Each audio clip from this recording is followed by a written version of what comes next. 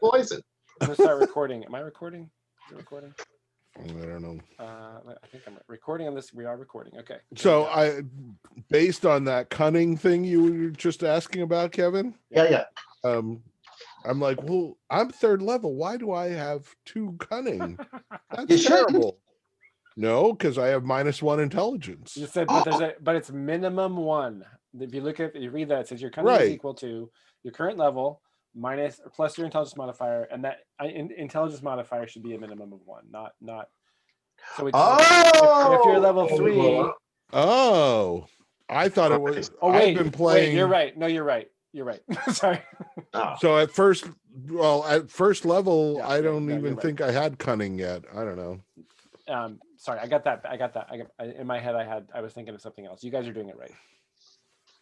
Yeah. So you have a 3rd level, right? So you got 2 cunning. Yeah. I am the worst thief. But you're so good at the wisdom is great. You can spot treasure. You can spot traps. The spirit is good though. Like, your humble cleric has a wisdom of 6, which is I'm telling you, his genuinely lowest stat. So, we don't know where life takes us. If I discover a trickster god, it's all over for you bitches. Yeah. Sorry for the disrespectful term. All right. Colloquialism. You are all in the library. It is, I believe it is night outside at this point. The library is lit by a number of candles of varying sizes in various places on shelves and in nooks and crannies, mostly clustered in the northeast corner here where Anfroy, the librarian, has his little nest in the window seat. You have, I think Alar is, overwhelmed by the amount of books in this room. And I remember Kevin saying he was very pleased. Gabri has found over near the door, the west door, a kind of carved wooden cabinet, then when open reveals a kind of collection of sheet music, hand-scribed sheet music used by whoever used to be the organist in this manor house. The room's just a big jumble of Anfroy at various times wants to move furniture around and try different configurations. There's like kind of stuff everywhere. And you seem to have achieved some kind of connection to this guy, or at least you've established a relationship. He seems a little mad in the sense of being a little off his nut, and has apparently been living in this room for the past 12 months without leaving the grounds, somehow foraging and surviving here. Allard would love to have an extended off-screen discussion with Anfroy about the card cataloging system that he uses to catalog this library and to discuss the minutiae of different ways to reorganize the library. Because this is clearly a person of the book, so maybe keeping company, but Allard is like, this is possibly his paradise. That's awesome. So Allard's maybe contemplating the shelves and thumbing through some volumes, sort of looking as Crespin and Ictrude are conversing with Anfroy. And I don't know if Crespin and Ictrude had sort of finished their questioning or not. But well, we had heard of Stedevang the vampire who had taken over the mansion and wormed his way into the good graces of the Duke and poisoned the family. And wasn't Stedevang the I don't want to say the seneschal, that's not the right word, but like somehow like an assistant, or he was an advisor, an advisor, yeah, who was poisoned with almost like a wormy sort of tongue poison, managed to somehow associated with the Le Grenouille Noir, and is the author of all this death. I think that's what Crespin recalls from the conversation, and that Anfroy knew Ictrude when she was just a little girl, before she was had grown up big, strong, and able to break a man. Yeah, great. Not that she would do that without good cause. And remembers Crespin is a somewhat talkative child. Yeah, who he had no patience for. But it was a fair cop, to be honest. Seems a little cranky, this old guy. Yeah. Jaspar had already kind of cased the joint for anything valuable, such as silver candelabra and the like, and it seems like the only thing of potential value in here is lots and lots of books. It seems crazy to me because books mean shelves and shelves mean knickknacks. Right. Knickknacks mean money. Right. So what's with all these piles of paper? Yeah. So Jason, I have a question for you. Yeah. The I'm sorry, cabinet. hold on. I just have to stop Dean right here. You clearly you have never gone to a flea market in Maine because knickknacks do not mean money. I'm sorry, you're wrong. Okay, sorry, Bob. Keep going. All those Hummel figures. Yeah. And jigsaw puzzles. Full collection. I know. So going through the sheet music and other materials in the music cabinet, there are two questions. One is if there are any particular works in there that are of note, and their follow-up question is, is there anything in there that is contemporary to the time when La Grenouille Noire was defeated the first time around? Ooh. Anything that might be an ode or an account in song or verse related to that time in history? That is going to be a get lucky roll, actually. Mm-hmm. Glad we brought the elves. They think of these smart things. All right, so let's see. 2d6, and I don't have a modifier. No luck so. modifier. Okay, straight up. 3. Apparently not. The judge will say how your hopes are dashed. This is like the worst music that Gabri has ever read. Like whoever like played that organ, and this is all handwritten, and maybe it was transcribed from other sources, but like it's like just garbage as far as Gabri is concerned. The rest of you hear Gabri sort of starting to mumble, and then he picks up volume, and all of a sudden he's throwing an entire sheaf up into the air. Ham-handed, tone-deaf humans, worthless, and sort of slams the door shut. From across the room, Enfant says, "Agreed." Nothing. Yeah. A large. It was all like the sappiest, just like the most surface, no depth, and just horrible like tunes that were only slightly varied from each other. Clearly somebody had heard some music once and tried to like do different versions of it. Yeah, just bad. That was the proper response. Probably in like with a 3, maybe the tune gets stuck in your head. You're just humming it for days. Yeah. That's good. You're gonna have to hear it now, Rob. That's right. And it's supposed to go in a particular way, but no, they wrote it in the other way. You can't unthink that bad version. Yeah. Oh God, that's a version of hell. Allard would when that is the reasonable time. Yeah. Allard would like. I would like to attempt to build on the wonderful idea of our musical friend, but to look in the more historical documents. And in order to get a bonus on this roll, I think I'd like to burn the last use I have of the book that I brought with me, because that may have indexed or referenced something that may actually be in this library. Okay. And that's what I'm hoping. So you're looking for a book that has more of earlier history, or like this is clearly this fair and true history of the House Leger, or whatever the title is the most kind of well distributed, most copied book about the Leger family. So you're looking for something. You're looking for some original source material. Right, citation. That something is clearly cited in the book, but who knows where that volume is? Nobody knows where the volume So could be to do here in that, the library. So chances are this library does have something like that. A find answers roll will let you find it relatively quickly. All right. So that's what you'll be rolling for. If you roll poorly, then it's going to take potentially hours to get through all this stuff. But if you roll well, you can locate something like that. All right, and find answers goes against intelligence? In this case, it would be intelligence, yeah. Okay, gotcha. Let me, I'll tab over to the owlbear. Where's the owlbear? I'm confused, Jason, because I think your owlbear is not my owlbear. That's right. Yeah, stay off the Zoom all there. Yeah, the screen share. Stay off the Zoom. Oh, here it is. All right, here we go. Wait, there's a dice tray. And 2d6. You need an Survey, edge. survey says +2. Burn some luck. So an 8.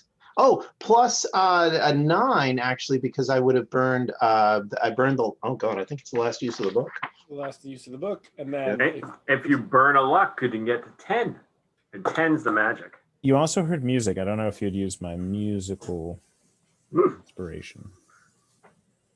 Well, and I'll be honest, guys, it's been a couple of weeks, so I have +1 to roll next, and I don't know whether that is still ongoing or really. I think that was the blessing from the chapel, but I think that might have been. I think didn't Gabri sing a song? Wasn't there like an organ? Yeah, there was like It was the Elton organ John. song, which Right. yes, the Wait, the Jasper tune. so that would take us up to 10. That would knock you. Now remind me of that song though. I think that song had about a specific subject. It was a rat among the mice. Oh yeah. Yeah, so I think that +1 has to count toward something related to that song. Yeah, so that actually might be okay. right. Keeping so it's about a secretly scabrous swain who harbors a lust for gold, not for life. I mean, I could obviously jump into it again if you'd like, but yeah, so it is recording. Kevin, thank you for tracking that +1, and just keep in mind that anytime you need to basically like fuck up Jaspar, you get a +1. Maybe if Jaspar any is scabrous somehow swain, related. surely. Any scabrous swain, yeah. Or you Surely get Speedavon +1. is the scabrous of the swainest. I wrote I get +1 on my next roll if I name myself. I'm not sure what that means, but Something to do with you. Whatever you're doing when you're full of self-loathing. Yeah. So Kevin, so out of 7 to 9, I'm going to say it's going to take you you guys are going to have to hunker down in the library for you to find this material. If you burnt a point of luck to a 10, you'd basically find it within a couple minutes, and you'd have it right here, right now. When you hunker down, time goes by. You know what? We're burning the luck. Okay. Because I think for Allard, nothing would be more important than finding the answer to this, right? I mean, he's been thinking about this for literally years. Yeah. So right, to be able to be this close, he will yeah. throw everything into it. All right, marking down a luck. Thankfully, I'm still at the -1 luck modifier. Should not have made luck my dump stat. So, but okay, I took a minus to the luck. I'm marking off the last mark in the book, and I think I'm going to shelve the book here in the library. Leave it now. It's home. You notice a couple other copies of it actually. Oh God! So yours is of a different. Yours has a different colored binding, so it was of a different edition. Oh, great! Yeah, no, Antoine and I we're going to discuss binding quality, no doubt, and the various qualities of the stitching. So you in your head you have the name of this book. You're like, I know it's got to be here. If it's anywhere, it's got to be here in the family library. You're scanning the shelves. You see, yes, I remember that one. They had that at university. It's got to be somewhere in this area. And then sure enough, your eyes alight on this one. It's got like a 3-inch thick black spine with horizontal gold stamped into it and tooled leather. And you sort of like pull that out and hold it in your hands. I'm going to let you title this book. Ooh. Because I do not have a title prepared, but it is specifically about, some aspect of the history of the family. So you're going to get to come up with a title for that. You don't have to do it right here on the spot. So take a moment to do that. The darkest winter and the spring that came late. Great. That's excellent. That's nice. And it may also apply to current times. One doesn't know, but yeah, that'll be that. I think that'll be the title. Let me write that down. The darkest winter and the spring that came late. Great. So you get your hands on that. Reading is going on. I'm just gonna sit down and pet Boris and break out my rations of mushrooms and share my dinner with Boris. Great. Which was a pretty good movie in the the 80s. My dinner with Boris. Ictrude has set up guard posts here. So she's at this door. Jason, are you looking at the owl bear? Yep. So I remember we couldn't get through this door. What's on the other side here? Oh, there's it's just like there's two big freestanding bookshelves just kind of leaning against it. Okay, so that one's safe. Yeah. All right, and so so I guess Ictrude would actually be over. Oh, I'm gonna move the correct Ictrude over here, and she'll ask on Enfoi, yeah. how does he keep himself safe? Like, this place is filled with skeletons and creatures. Like, how have you survived? He I guess he's about halfway across the room from you. He's alongside that table that has the beetle carcass belly up on it, and he kind of looks at you, and then like kind of heaves his greatsword up, and then using the full kind of counterweight of his body goes whoosh, and like the greatsword like chops the beetle carcass in half, and then he sort of slides it out, and then he holds up a big iron key about 6 inches long. He holds up a big iron key, and he kind of spins it around his finger and then pockets it. That's his response. Did he get the key? Did the key come out of the beetle? No. He had it on his person. He's demonstrating to you the two things that have allowed him to The big sword and the big lock. the key. This looking at the door to the library that you're standing there, it's very clear that this key opens and closes that door. Got it. Okay. And the door is now currently locked. Yes. He locked it as soon as you guys were inside. All right. So what is the plan here for this? Not to him, but to amongst us.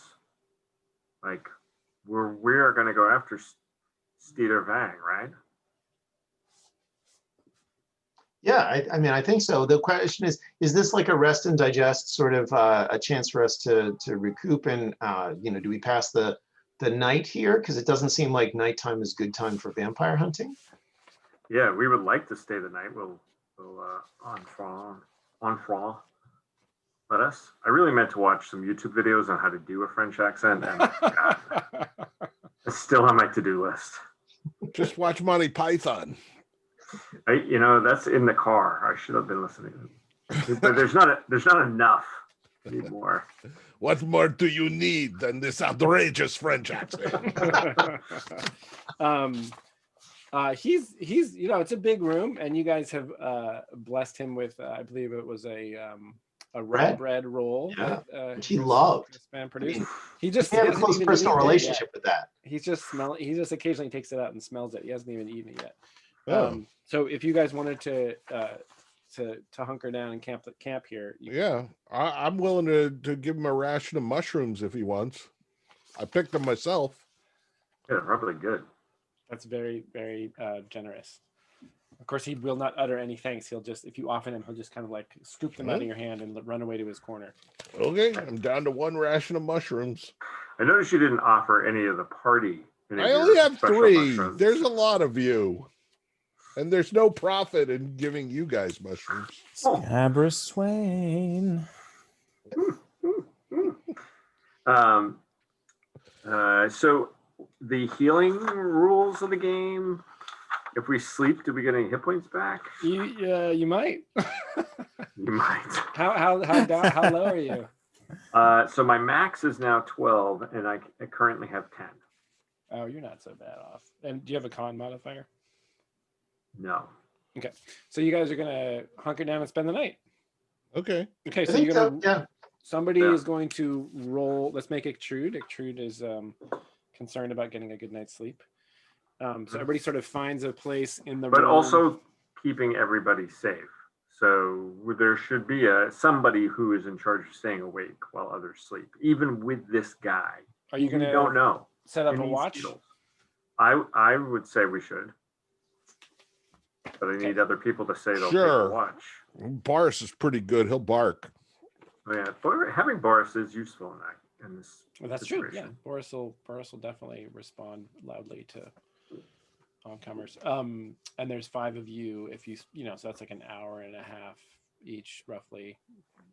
Watch. Does anybody care like about going first or last or anything like that? I'll go If first. Drew- I want a uninterrupted span of sleep, please. Okay. Ixtrude will take the worst one, like in the middle of the night where Okay. you have to keep her awake and she has to try and get back to sleep later. And- She doesn't mind. Who wants to be the super early riser with the last watch? Gabri. Gabri, He's okay. an early riser anyway. So it's Crespan. Well, we got Crespan and Allard. Any preference, Kevin, between? No, I think Allard is going to be mostly reading. Okay, so he's going to stay up late. I'm going to have him. Yeah. So he and Crespin will follow Ixtrude's lead. You know, whatever she wants him to do. You know, he still sees her as sort of the, you know, Allard feels a little grace in spiritual matters, but defers to Ixtrude in any, you know, martial or organizational kind of task. Okay, great. And does anybody want to keep company with anybody else besides? I know Allard and is going to chat with Enfoy about the books and stuff. Is anybody else? Yeah, who can piss off our bard this time? Not me. I'm staying away from that guy. Even though he had a crush on me. I was just gonna say, he's sweet on Ixtrude, so No, Ixtrude's staying right away from that. I should say yeah. So Kevin, why don't you tell me the overture that Allard makes to the librarian? Oh, gotta get my hatch situation straight. He's Enfoy, I am so admiring of this library. It is these books, they are so book-like. You know, at the university we had you know, more volumes, but they were not as carefully kept, and I'm impressed at how well you've managed to keep this organized despite this horrible Grenouille Noir. I love the binding. This is fantastic. Such riches. You know, when I was at university, I dreamt of being able to be in this room, and to be actually in this room is so exciting. I am, you must have some treasures that you love. Tell me about the best books you've got in your Pokemon. Show me your Pokemon. So roll 2d6 to see how this goes. All right. Let's see, Albert Rodeo, clear the last roll, and boom. A7, modified by, I don't know if there's a modifier. No, there's for keep company unless you already have bonds with the person. There's no modifier. Okay, gotcha. It's a 7. Okay. All right. So it goes well enough. He's pretty terse. He doesn't really have a lot of, you know, he'll sort of nod and, you know, you see him looking a little pleased at the kind of flattery that you're offering. And when it comes time to chat about books that he finds that he takes particular delight in, the one that he draws your attention to is the Tabula Smaragdina, which is the oldest book in the library. He's very proud of this fact. It's at least 8 generations. It's been with the Leget family since before they even came to this area. It's basically like a big sheaf of, you know, it's like 11 by, no, it's bigger than that. It's like an 18 by 24 sheaf of parchment. It's huge. Like it has its own kind of book stand that it sits on, and it's got these big wooden covers that are held on with. Oh springs. man, yeah. And he says that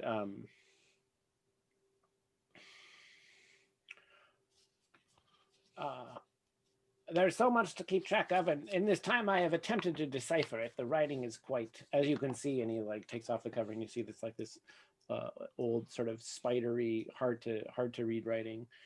And he tells you that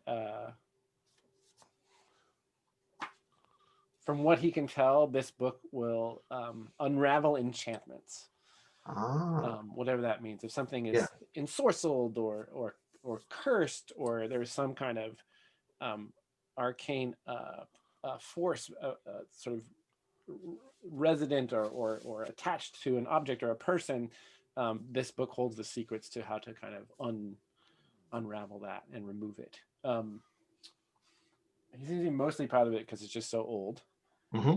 and you can have a bond with him, or he will take a bond with you. If you have a bond with him, that means you would be able to like have more opportunity to help him.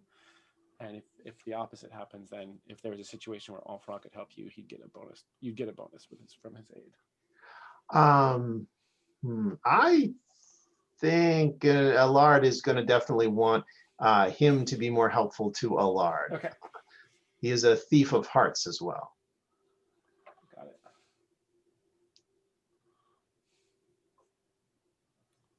Yeah. So yeah, by the end of that conversation, he's clearly got some like you're from the big city, you're an elf, like you're just sort of a little strange and different for him. And Yeah. at first he didn't even want you in the room.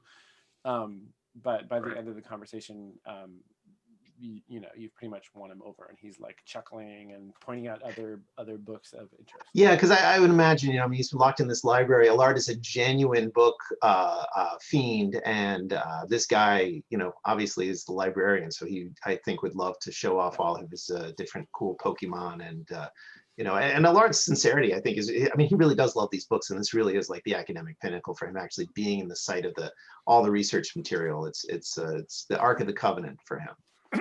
So Allard is super stoked about that. The other things that you do notice, that I think I read off last time, I don't know if anybody wrote them down, there were other books that might be of interest, but a variety of regular books, and then there were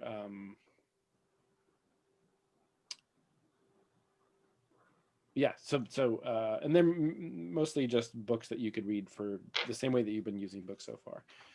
I don't know any that would be of obvious use, but there are some here. Okay, anybody else want to keep company before you guys hit the sack? No, all right, Ictrude, roll 2d6, and this is a safe place, because Enfroy has been living here for a long time. So you're gonna roll 2d6 plus 3. Plus 3, oh, to pass the good. night. That's a pretty good plus 3. So I'm just adding these to my tray, and then I'm gonna roll them. 8 plus 3 is 11. Okay. Oh, Everyone gets restful sleep.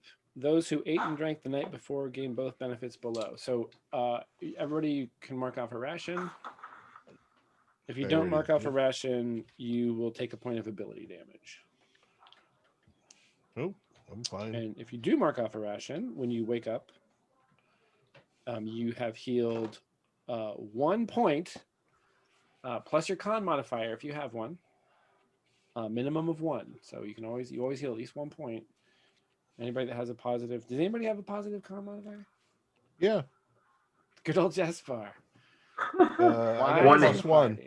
One point of hit points. Or ability points. So you have to choose. You choose, yeah. Because my wisdom is down to a 10 rather than 11. And does this include luck? No, luck only comes back when you level up. All right. Well, no, I'm good with everything else, I think. Very good. Excellent. Ictrude and Gabri are the ones who took the hits, right? Yeah. Nobody else right. is really. Yeah. Oh, how about metal? That you get back if you look at your fighter playbook. That's fairly easy to get back. You just have to take a moment to catch your breath and plan your next move. So you can do that. You basically can do that. Is Ictrude genuinely wounded? Who? Ictrude? Is Ictrude wounded? Is she hurt? No. At this point, she's only down 1 hit point. Well, is she? To be sure, she earned those in combat, defending. Working on behalf of the lady. And Ictrude is lawful. Yes. No. Sorry. Alignment good. Alignment good. Let's see. I can. Crespon can lay on hands and heal her back up, and maybe we should do that to keep our water within us. Okay. Let's see. You're not too forward with the hands. Oh! You don't burn. You don't burn favor. You burn Constitution to lay on hands. Yeah, that's right. Well, maybe those cuts weren't as bad as we thought. You do look much better in the morning. I think that's going to heal right up. I don't even think there's going to be a scar. That's fine. Let's Crespan, he's down a couple points, right? Constitution. Because you've done this before, I think. You did it, yeah, at the organ. Yeah. I did. So yeah, I think so. I could heal that constitution back up from passing the night. You get one That- point back. One. You It was should definitely one, yeah. do that. Definitely All do the Constitution, because the Constitution buys us, bulk. Buys us heal. Though the sad truth of it is, for laying on hands, you heal hit points or ability points equal to double your current. Oh, well, that could be 4 points. Oh wait, I'm level 3. Okay, sorry. 3. Oh, 3. That could be like 3 or 6 points. So yeah, that probably is. It's not worth it burning that on the 1. Yeah, I agree. All right, so Constitution back to 13. Okay, that sounds good, but keep that in mind. Unfortunately, I believe the lay on hands is limited to. There was an alignment barrier to that. So yeah, you just can't lay hands on opposite alignment. So that means that Jaspar. Jaspar is out of luck. and intriguingly, Allard as well. Allard is chaotic. So Oh yeah, both, yeah, right. Yep. so both of us are we're on a timer. We gotta stay out of danger. That's Shoot right. things from afar, not get too much in the way. Yeah. The other thing that happens when you wake refreshed from a good night's sleep is everybody takes +1 forward. Ooh, just so the very Not next when roll. not on, so we have +1 forward for picking on Jaspar, but Yeah. also +1 forward for any other thing we might want to do. The very first thing you do. Oh, the very first thing you do. It's, Okay. it's like you feel fresh and facing. Oh, I gotcha. That's lovely. Like it's the good morning +1. Exactly. All right, and I think Suddenly, the sky is just starting to lighten outside when the last of you rouses themselves. I'm there's a- starting to feel confident about like actually making a roll or two. Ooh. Especially a wisdom roll. Just start looking for things. So did Allard find something in the books that would help us against the Yeah. big bad? Against Steve Vang?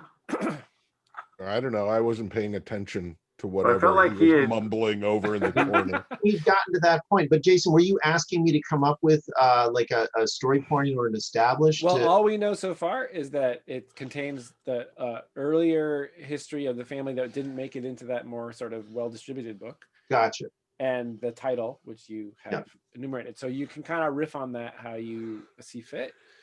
And it could very well, I think, for instance, yeah. So I guess I won't say any more than that. But So is this maybe an item that we carry with us, assuming we can get Enfroy to agree to that, and then use it the way we use that other book, which is like either a plus to an establish or consult for clues? that's exactly how it would work. Yeah. Okay, gotcha. Rather than a roadmap of, first you need the bell and then you need the book. And then over here is the magic. We've already got the candle actually. Right. So That's it's too not bad. a recipe necessarily for how to kill vampire in 4 easy steps. Well, and in fact, yeah, and there's no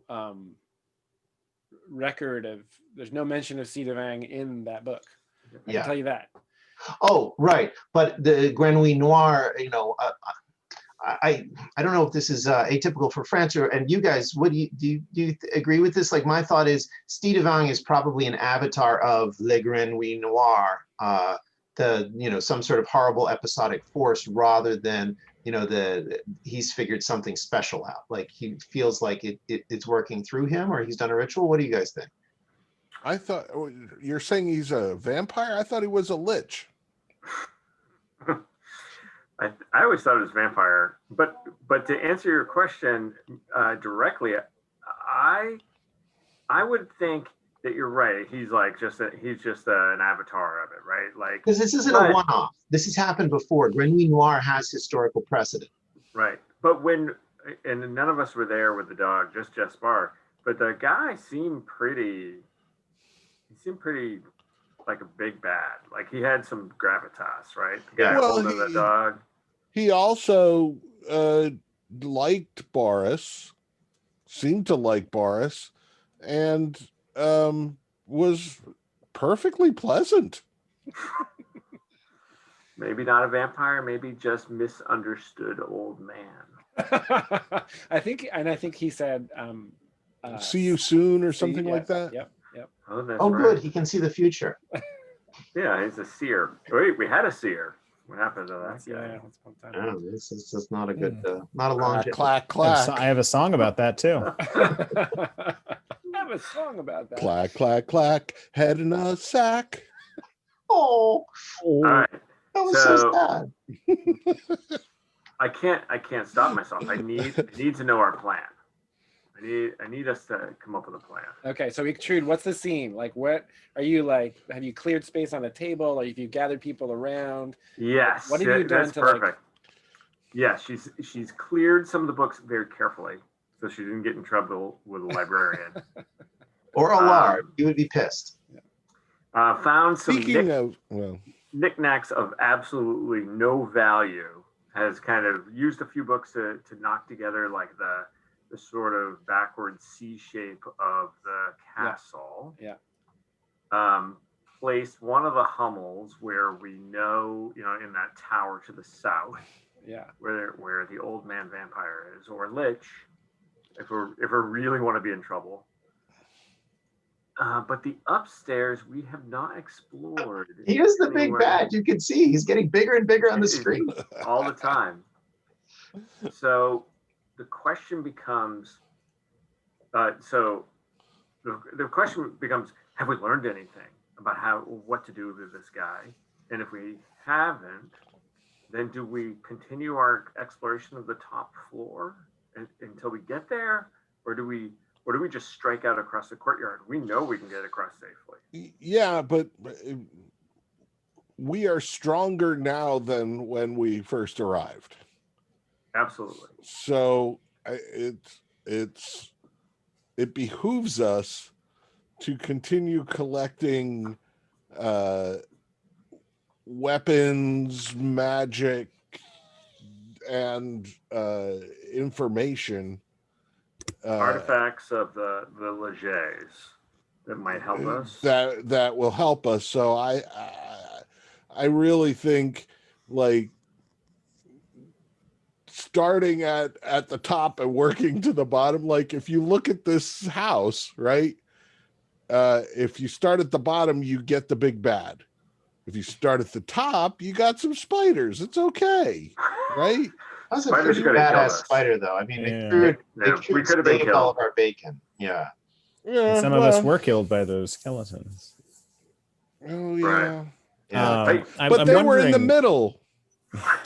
I'm wondering, Jason, you don't need to pull it up, but my recollection is that we had basically on the first level, ground level, Yeah. we had explored pretty much everything up to around here and up to roughly here. So it was just kind of this space that hadn't Yeah. been explored. Yeah.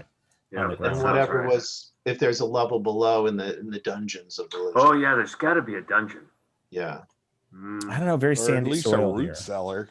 I mean, I'm kind of with Dean in the sense that Wine. I think every conflict we succeed in and every room we explore has the potential for aiding us and building our strength, right? Yeah. We have these cool crossbows now. We have some, additional resources. We're all a little bit stronger. Like we have hit points where, a strong wind might not actually kill us. But I think there's an advantage in methodically going at least on the second level, if not further. And that could be one question we might burn on the book would be, or with Enfroy, maybe have a conversation with Enfroy about the manor and where, we established clearly we're here to get rid of that bastard Stedevang, and we want what you want. And maybe Ictrude might be able to close that deal. But to see, do we go to the dungeon? Do we go across? But I definitely feel like building up our strength is a good idea rather than, Yeah. because we haven't gotten any TikToks saying, oh, he's stronger today. And just from what our characters know about the thing is that this has been a process of months, and either he's so powerful that like he doesn't care, or in which case another couple days or hours searching through stuff is not bad, or we're beneath notice because we certainly were on day one. So I would lobby for the continuing of the exploration and building up our puissance. Hey, But my French. friend, the foul ichorous stench that extends across this manor. Surely it derives its power from Stirvang, and to take the serpent at its head is to erase so much of what blights this place. I really need to. I'm not I need sure to I watch a understood YouTube that. video. I That is need to great. work on my accent. Crespon wants to purge this place room by room, cleanse it, root Yeah. and branch methodically, Great. and purge it like we purged the chapel, like we purged the lady's bedroom, like we purged and we got the remains of Sister. Oh gosh, that poor lady, Sister Abilene. Yes. With also the knowledge that Sitavang is not the only bad here. There was clearly a tremendous force that struck down those priests from above in the chapel. So either that was a magical or a spiritual conjured force, or there's also some other big bad stuff in here that we wouldn't want to fight two things at once.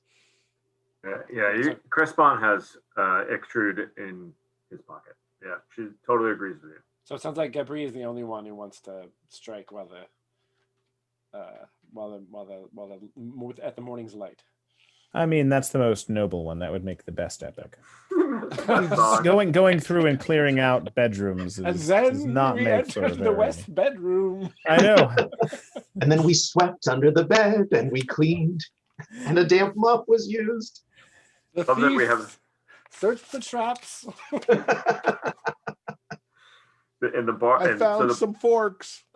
The bard is pushing towards that, but then the thief, it's just we have to go room by room and look for the expensive knickknacks. Yeah, Right.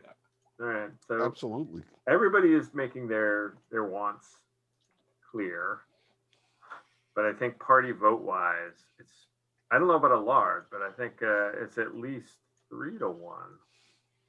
Where's a large fall on this? A large would love to see every inch of the Manor Leget, because this is a place that he's only lived in his imagination. So the more we get to see of it, the happier he's going to be, and will no doubt be. Oh, it's the second floor back bathroom. Oh, I heard about this. What's the tile like? Is it still green? Oh, interesting. He'll be so into that piece of it. All right, so that's 4-1. And though in fairness, I feel like Allard and Crespon should probably have a half vote each. now you've taken on the double role playing. Yeah. You need to get your full votes, but you have to do a lot of work. You have to wear two hats, literally 2 hats. Yeah, I need to order a beret. I'm going to order a beret, possibly even a jaunty chapeau. So nobody's going to complain if we stick with the top 4. Yeah. No. And may we, Ictrude, would you feel comfortable talking to Enfroy about, the dangers, or will our bards sing the praises of our song of resolution, or will Crespon offer a prayer to Our Lady and or maybe all of the above? I don't know, but to firm our hands and get Enfroy on our side, and maybe see if there are particular areas that have given him trouble or scared him. He just uses his lock and key and his 2-handed sword. He doesn't seem to be too worried about anything. No, true. Why? There's something mysterious here about why Stirvang doesn't come over here and just kick him out. Well, right, because if Jaspar is right and Ordine is right, and this is Lich, like you would imagine, Lich would want to eat the library. Yeah. And we have a book of undoing, and so one possibility, and Allard's certainly alive to this, is that really old manuscript is about undoing an enchantment or undoing other stuff. And so if we have any time, it'd be, Allard would certainly love to look at that to see if he can make out anything, though I realize he ain't a wizard yet. And so it may be beyond him. But it's going to take some study. You could lug it along with you. It's got its weight 3 actually. Oh gosh. Okay. Wow. A giant. So here's the question, An observation. Good carry. This place has been corrupted for what, a year? Yeah. Is that... So he essentially owns this place, right? Yeah. So if he wanted these books, he could come over with his army of skeletons and take them, right? Seems like it. So why doesn't he? So he doesn't want them. And what exactly is he doing up here? I mean, did he just need a nice house? Chaos is a ladder. What's the plan? Yeah, I don't think we know. There's more to discover about this. I mean, like, he won the house. So is he just like chilling, living?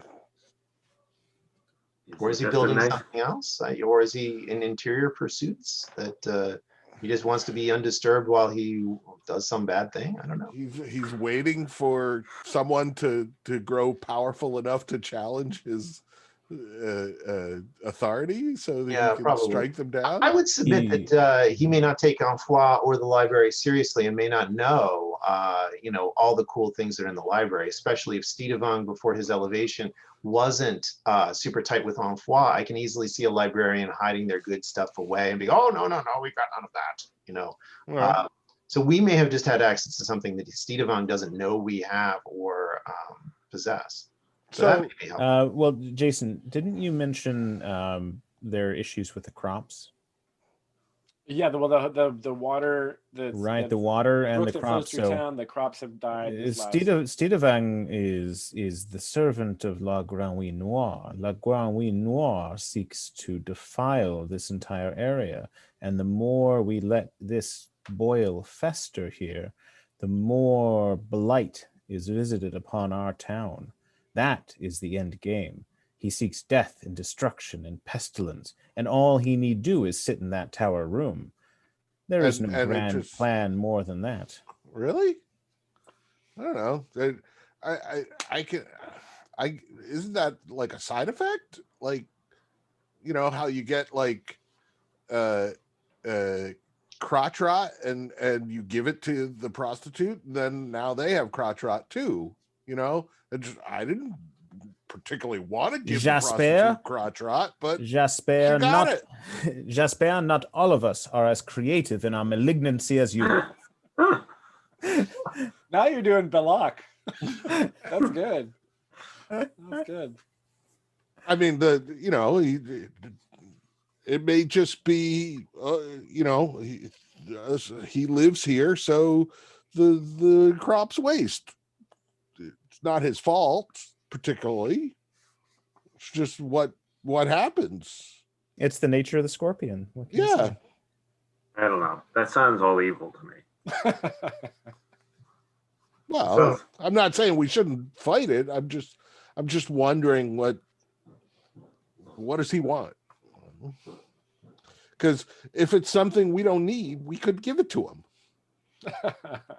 What he wants is immaterial to us, for the lady demands and needs this land to be cleansed for her people's sake, for our sake, and his wants are interesting to us in that maybe we can use it as his downfall, but we wish to cleanse and purge this land. A great evil has been done in this house. The noble Legets have suffered, as have the people of this land, and purging this is was clearly the work of the lady, and something that all of our hands have been turned to, and I'm sure she will guide us. Yeah, I guess. I don't know. The noble Leget's suffering means they live in town with us. Like, their suffering is our life.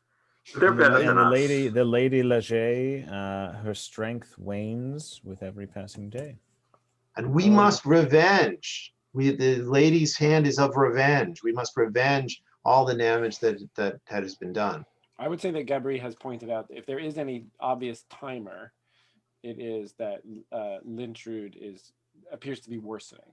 Yeah, getting worse by the day. Yeah, that's a problem for a So our whole house inventory can wait. I've been thinking that this whole birthright governance system is just. Shouldn't they? We choose our own leaders. Blasphemy! Blasphemy! This is like the first time I ever ran a game for Dean, and he was like, "I'm an atheist. I'm not going to believe in any of your gods. And they're just people. And They're just people with more powers." All right. Ixtrude says, "You're both right, but we have to get there, but we won't go across the courtyard. We'll go through the top floor. So let's do that. Let's come out into the hallway." Okay. Before we walk out, okay, it seems certainly Crespon would like to talk to Amfoy and beg his guidance in terms of is there anything we should be thinking about that has caused you trouble that we might remove for you, that we might cleanse this place of this dark Grenouille Noir? Is there we mean to purge Stidevang, and we wish to cleanse the manor of his, and beg his guidance or his any of his crazy thoughts. I don't say crazy thoughts out loud.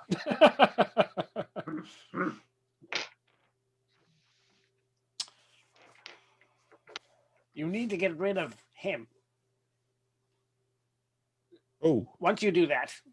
Oh, him. Stidevang. He wasn't pointing at Jaspar. Stidevang. It's Stidevang. Seed of it. Stidevang. Gosh, did we make a plosive error? Oh no. So there's no T there. It's just S-I-E Dervang. Okay. It's S-C-I-E-V. Oh Right. God. Sorry, Yeah, no, all the I-E-D-E-V-A-N-G. God, that's embarrassing. yeah, really like some French people we are. Terrible, terrible. Get rid of him if you can. But it might be folly. You've come further and done more than any who've ever come before. It's possible, I suppose. But if you do anything, it is to rid this place of that gluttonous, egotistical monster. I agree. Okay. You say gluttonous in life or What in is he- unlife. Is he prone to any particular excesses? Did he indulge in particular in the eau de claire, or did he love illustrated books of faraway lands and women? What Stidevang's, what is his vice other than allegiance to a rotund croaking god? His vice is himself. Mm. He cares only for flattery, and he chafed under the rule of Lord Leget. Despised the man in secret. I heard him muttering to himself. Huh. He cares not for any of this, and he waves his hand at all the books. He conducted his own experiments in the forbidden arts, and look where it has gotten him. He no longer lives. He can no longer eat. I suppose he does. He loved it once, but now his flesh shrivels against his... What do they call the thing in your... shrivels against his Bones? vittles, Innards. his innards. Huh. I'm just thinking, this whole library, what if it were open to everyone? What if anybody could come in here and just borrow one of these books? What if this whole house were some kind of like center for the community? Jaspar, my good friend, allow me to explain something in the city we refer to as this decimal system. Once the books, they get rearranged, they never get back. And if you let just anyone come in and read it, who can We even could levy fines. Who if you cannot even had- read? I never learned to read. Oh, though perhaps this is your argument that without the books you are unable to read, and therefore we should. I It was is a out point. in the woods collecting fungus. Yes, I would gladly welcome under supervision. People would be welcome to come and read the books. Indeed, should it please the We'll lady. cleanse the You say place, that and then- you say that Lintrude lives. I understand. Yes, I've heard Yeah. you mention her name, so there is hope. there is hope. She was a good girl, a loyal daughter, and I'm sure that she would turn this place to good use. And you say she suffers from the curse? Yes. It has plagued their line going back. Only a couple days a month. It's fine. All right, Jasper.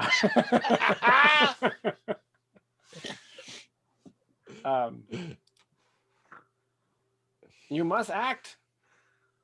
If this is true, we cannot bear that she is the last living heir. Although you, and he sort of gestures towards Jaspar, may wish her end to come so that this place could be turned over to the common folk. I wish her no ill. Perhaps equality.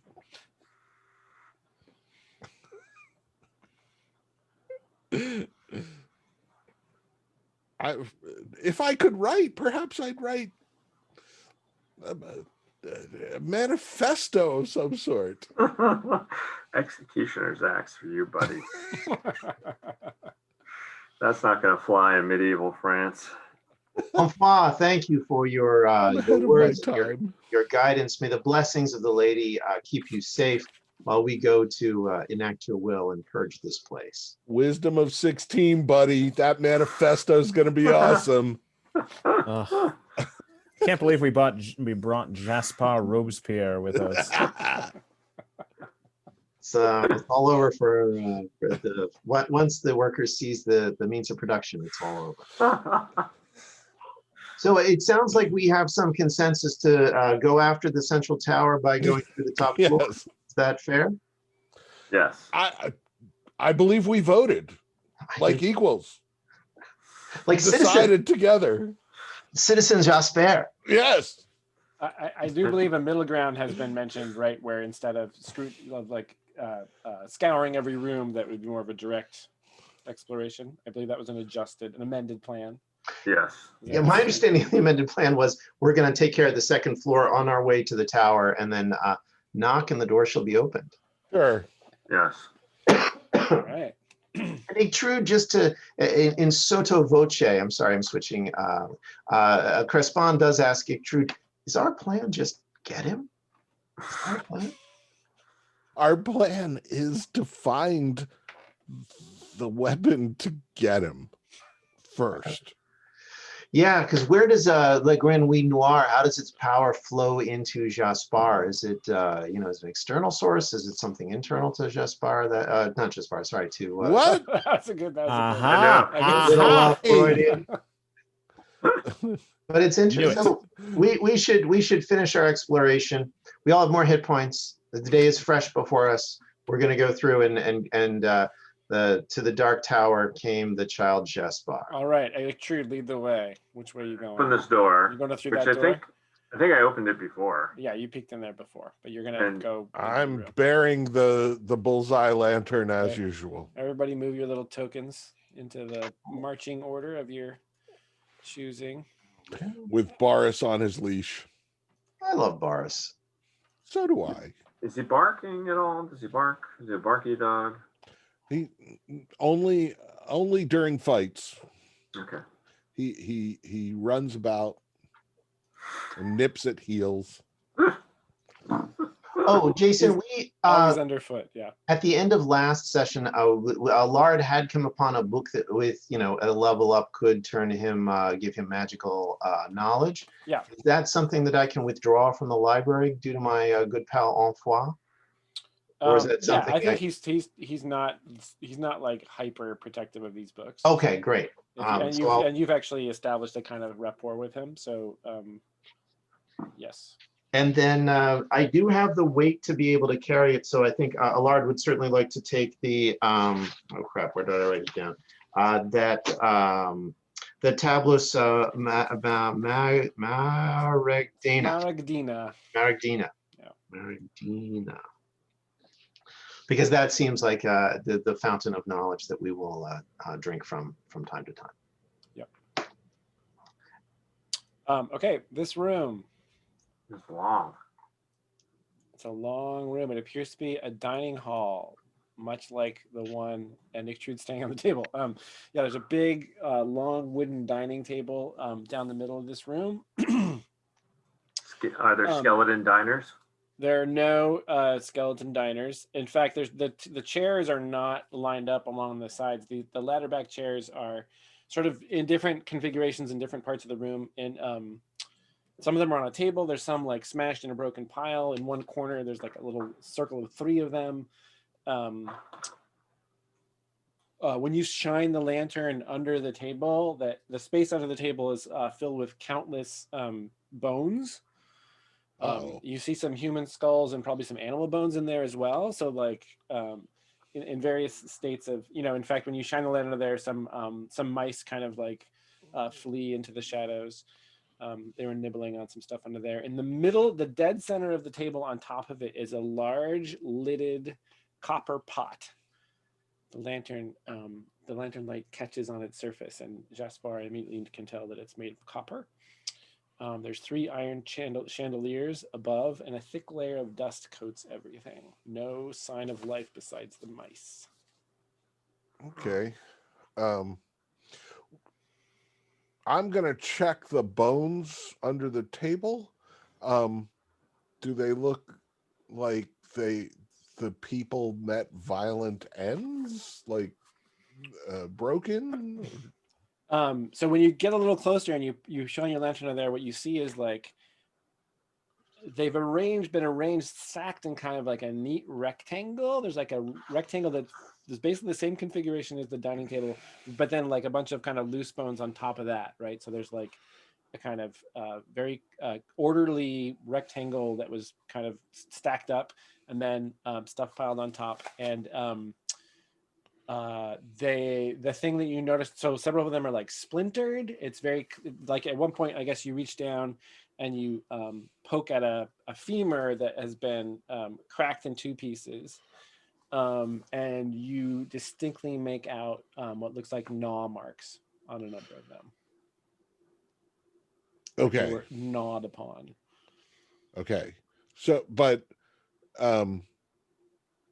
the cracking, like if I crack a dry bone, Yeah. it'll break differently than, and I You see cracks as if they were broken by, Jaspar, the forensic. yeah. So I'm Yeah. I just get out my CSI. CSI. Yeah. I bet Jaspar actually knows some of this because he's a forager. He comes across That's true. Yeah, carcasses sure. and That's fair. I'm gonna say you're not in the wild. You never encounter bones that are quite like you do see very familiar bones. You're familiar with bones that have been gnawed, and you see a lot of teeth marks. Yeah. The way that these bones are broken, animals in the wild don't do that. Okay. None of them are crushed, I'll say. They appear to be like snapped in half, and then you and drink then the marrow. possibly so, yeah. But then arranged in a specific pattern underneath the table? It's just a big kind of orderly rectangle as kind of a base, and then a bunch of bones loosely on top of that rectangle. The rectangle itself is constructed of bones. Does that make sense? Yeah, it's weird though. Who Does does it make that? sense? but a powerful force that would have snapped the bones is consistent with what maybe what we saw at the end of the religious folks in the chapel that we saw in that vision. Big thing. So there could be some big muscle that is some large awful thing. Are any of the bones look still like they might be delicious or interesting to Boris? Gosh, I think Well, Boris is pretty. He's kind of tentatively nosing around in there for sure. Yeah, Okay. it's bones for Okay. crying out loud. It's Yeah, bones. yeah. He's like he sort of grabs one. He pulls out like a whole human hand, like hand bones. He like drags that out and starts to like, and the tendons have dried up, so the finger bones just kind of scatter. But he's always holding on to like. Oh, the Boris, put About the that down. dog. That's not good for you. So there's this. Here, take a nice femur. There's a lidded copper pot on the table, on top of the table. Yeah. Do we dare look inside that? Remember what happened when we first walked in here and there was the pudding in the pan? Yeah. We should. I mean, we should investigate. I think. I think pudding in the Maybe. pan is the B-side for Gabri's last hit. It's more of a Went folk over tune. great with The the tavern 4-4 crowd. foot What can I stomper. say? Absolutely. Exactly. The Sunday pud. So copper pot cooking. You know, we should look into it. Well, I vote we leave it alone. Allard says to Jaspar, I wonder if there is something maybe salvaged in there at the bottom. Is somebody's maybe a ring came off a finger, maybe a bracelet, maybe some other little valuable might be in there. Yeah. I'm gonna look around. Are you gonna open the copper pot? No. Does it have a lid? Yes, it's That's lidded. fair. There's a lid on it. Oh, Allard, man, if Jaspar isn't going to do it, Allard is. I mean, you know, it's a box. Don't look in the box. There could be, you know, but what's in the box? I mean, there are no rings on the bones under the table? No. I don't have a lot. So Allard's gonna poke in the pot. Allard's going to peek in. You know, Yeah, so curiosity killed the French. Okay, and how's he gonna do that? I think he is. So, is there any like? Is there a hook or some like There's a handle. handle? So, Allard is going to have a torch and ask one of his colleagues if they would lift the lid up while he kind of peers in. Crispin does have a spear, right? Yeah, Crispin. Well, yeah, but I mean, well, sure, I'll do that. Oh, good idea. Thank you. What a good thing. Why don't you help me this way? That's legit. Yeah, okay. I don't think anybody else wants to open the pot. Well, fair enough. And Crispin would probably be fine standing a good distance away from the Yeah, great. Awesome. Doing a jig, yeah. So, you know, and Okay. fix the rotations. Awesome. Is that about where everybody is? I need to know exactly where everybody is. Is that true? Yeah. Just kidding. I don't really need to know. All right. That's always a good sign. Yeah. So Crispin tips the point of his spear in there. Allard is up close holding the torch up. I mean, you know, just, you know, at the right distance to kind of peer at an angle. I mean, we've had things jump out at us from dark places yeah. before, and yet, you know, what could be in there, right? It's enticing. So there's the Crispin carefully lifts it up and moves it aside and sets it on the table. And Allard leans forward, and the torchlight reveals the top of a human skull. Oh, Is sitting in there, apparently on its own, just sort of sitting in the pot. hello, Mr. Skull. Is this the Duke? Them bones, Do you them take a closer bones. look? Yeah. Oh, absolutely. Um, And Allard does, you know, talk to the skull a little bit. You know, oh, it is a skull. Hello, who are you? What happened to you, my friend? Oh, it seems like your day was worse than anyone else's here. At least it's warm in there, little petit skull. do you does he take the skull out, or does he just examine it from a distance? I'm loving this monologue, and I'm just picturing what Allard would do. Yeah, no, I think he's talking to himself at the skull and, you know, looking around and, you know, okay, oh, what happened to you? Huh? Okay, so he picks up the skull, and he and it's still got its jawbone on there, so he kind of picks it Excellent. up. And when he does that, as he pulls it out, the jawbone kind of like you know, who knows how long it's been sitting in there, kind of loosens, and a gold coin kind of falls out of its mouth and goes king. From Oh. underneath the table, I go, "Ooh." Heads, tails, undead tails. Wait, does the coin land in a favorable configuration? Ooh, get lucky. Oh yeah, some of us are. That's a great idea. All right. What is this? You think 2d6? It's 2d6 plus your luck modifier. Yeah. All right. Oh, 7. Yeah. Okay. It turns out that I think what happens is it goes ling ling ling, and then when it wobbles down and up and then rolls off the table, and of course everybody knows. You gotta roll if it hits again. the second surface, it doesn't really count. So so then it just All right. So it's indeterminate. Fair enough. It's all good. And goofy question. I realize we're not quite CSI in medieval France, but older person, younger person, big skull, little skull, any clearly identifying So markings? Allard did go to university. Yeah. You could establish that Allard took certain classes, Mhm. or you could explain to us why Allard might be able to assess that. Okay. Allard would have taken some physical anthropology equivalent on old bones, old skulls, and gross anatomy kind of stuff, which was a little like disreputable and probably outside his major, and maybe there was somebody cute in that class that he was trying to impress. And this may have been one of the reasons why he failed to make sufficient academic progress. Yeah. And he didn't get a good grade, but Yeah. it was kind of interesting. I Like I think didn't. One of the reasons. There's been many reasons why Allard has not done well in school. It is true. There I is think all he can tell is that it's an adult. Can't tell its gender. okay. And it's been there a while, you know? Yeah. Could have been the Duke. Somebody special. You don't put just anybody in there. Yeah. The tasty ones. Well, what do you say, the soup. gentlemen? Should we bring do we have a mascot in addition to Boris? Should we bring this gentleman with us? No. All right, monsieur. We will put. Unless he keeps spitting out gold. Oh, I think there was just the one coin. Okay. Well, we will certainly leave monsieur on the table and not where it was dark and unhospitable. So Allard will put the skull down. We'll put the lid back on the beautiful copper pot, and I think we move on. And the skull gets a little pat on the way back. As monsieur, it will get better. Trust me. Great. Awesome. Why would there be a skull in there with a coin? Is it a cooking pot? It's a pot for cooking things. It looks like big cooking pot. Can you guys explain that to Ixtrude? As you walk along. Somebody made skull soup. Well, I would actually argue, monsieur, that this is a symbolic thing that whatever Grand Noir or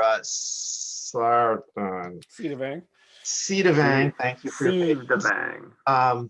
This is a way to show disrespect. It's you've boiled the skull of your enemy. You've put a coin in their mouth in order to pay for their passage across the afterlife, which isn't anything we believe as modern men of 12th century France. But the ancients actually had a lot of stuff to say about coins in mouth carrying you, paying for your ferry across the rivers of the afterlife. And so.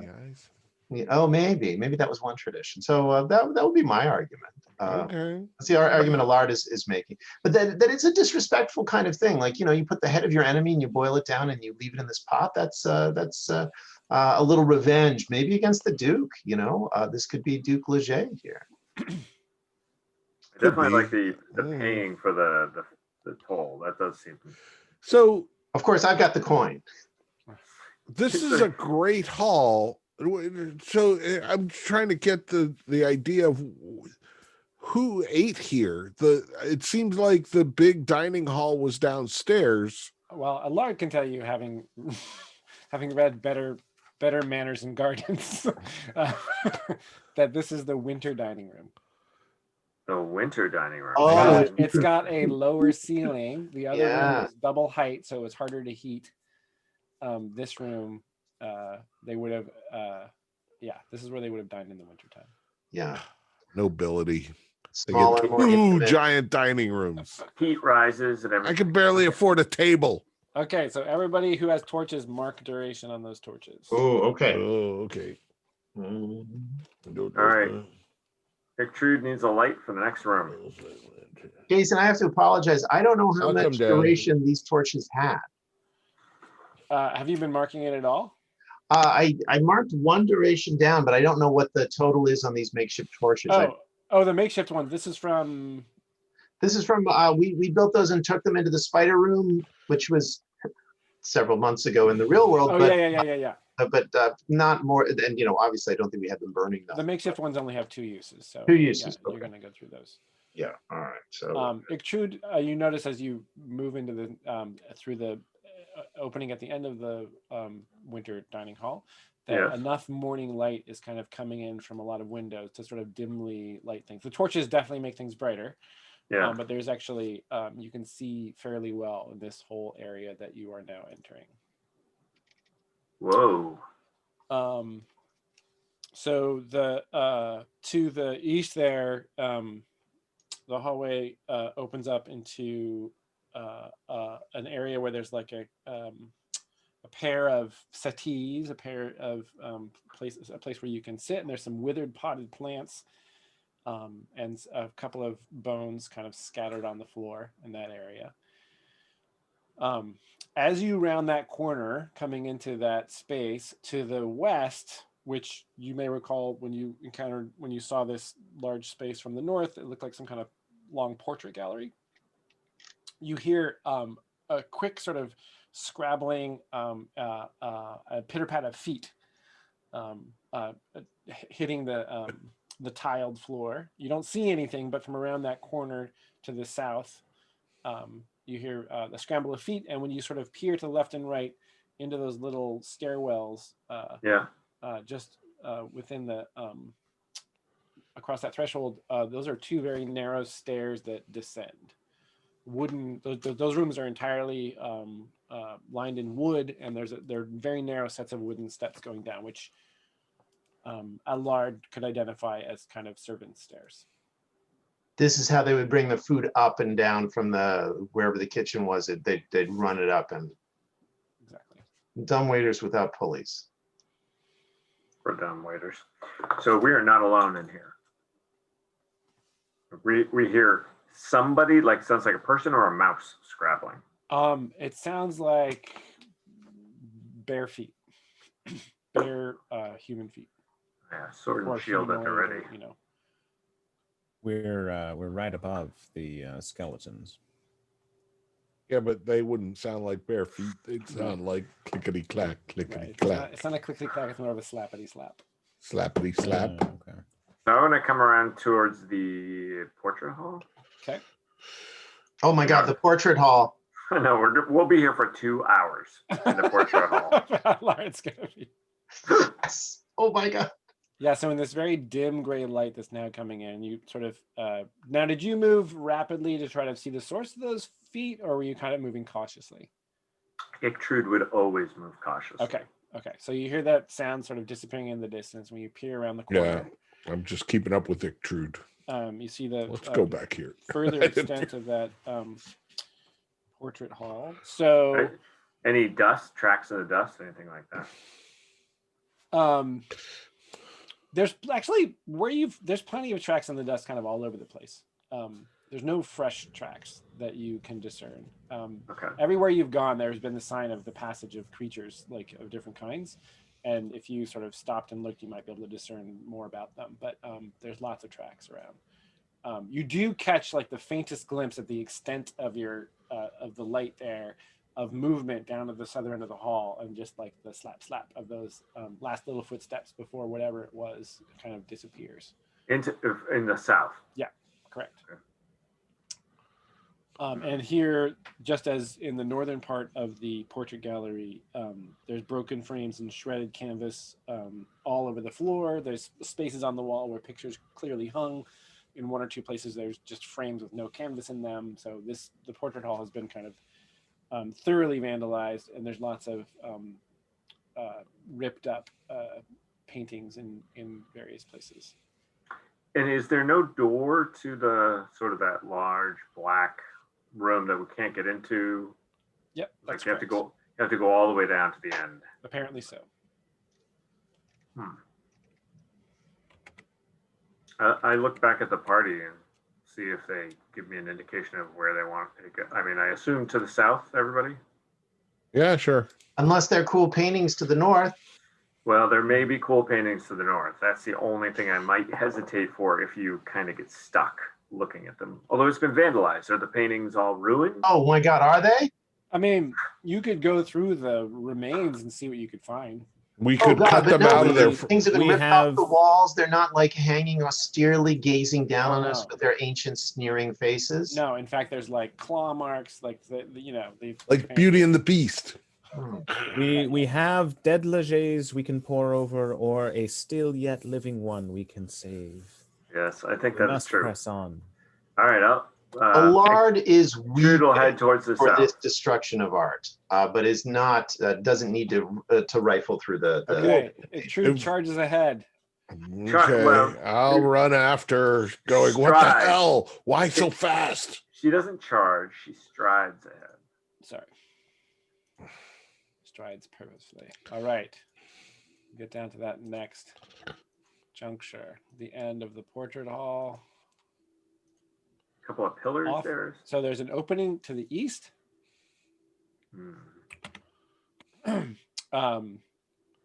And it is the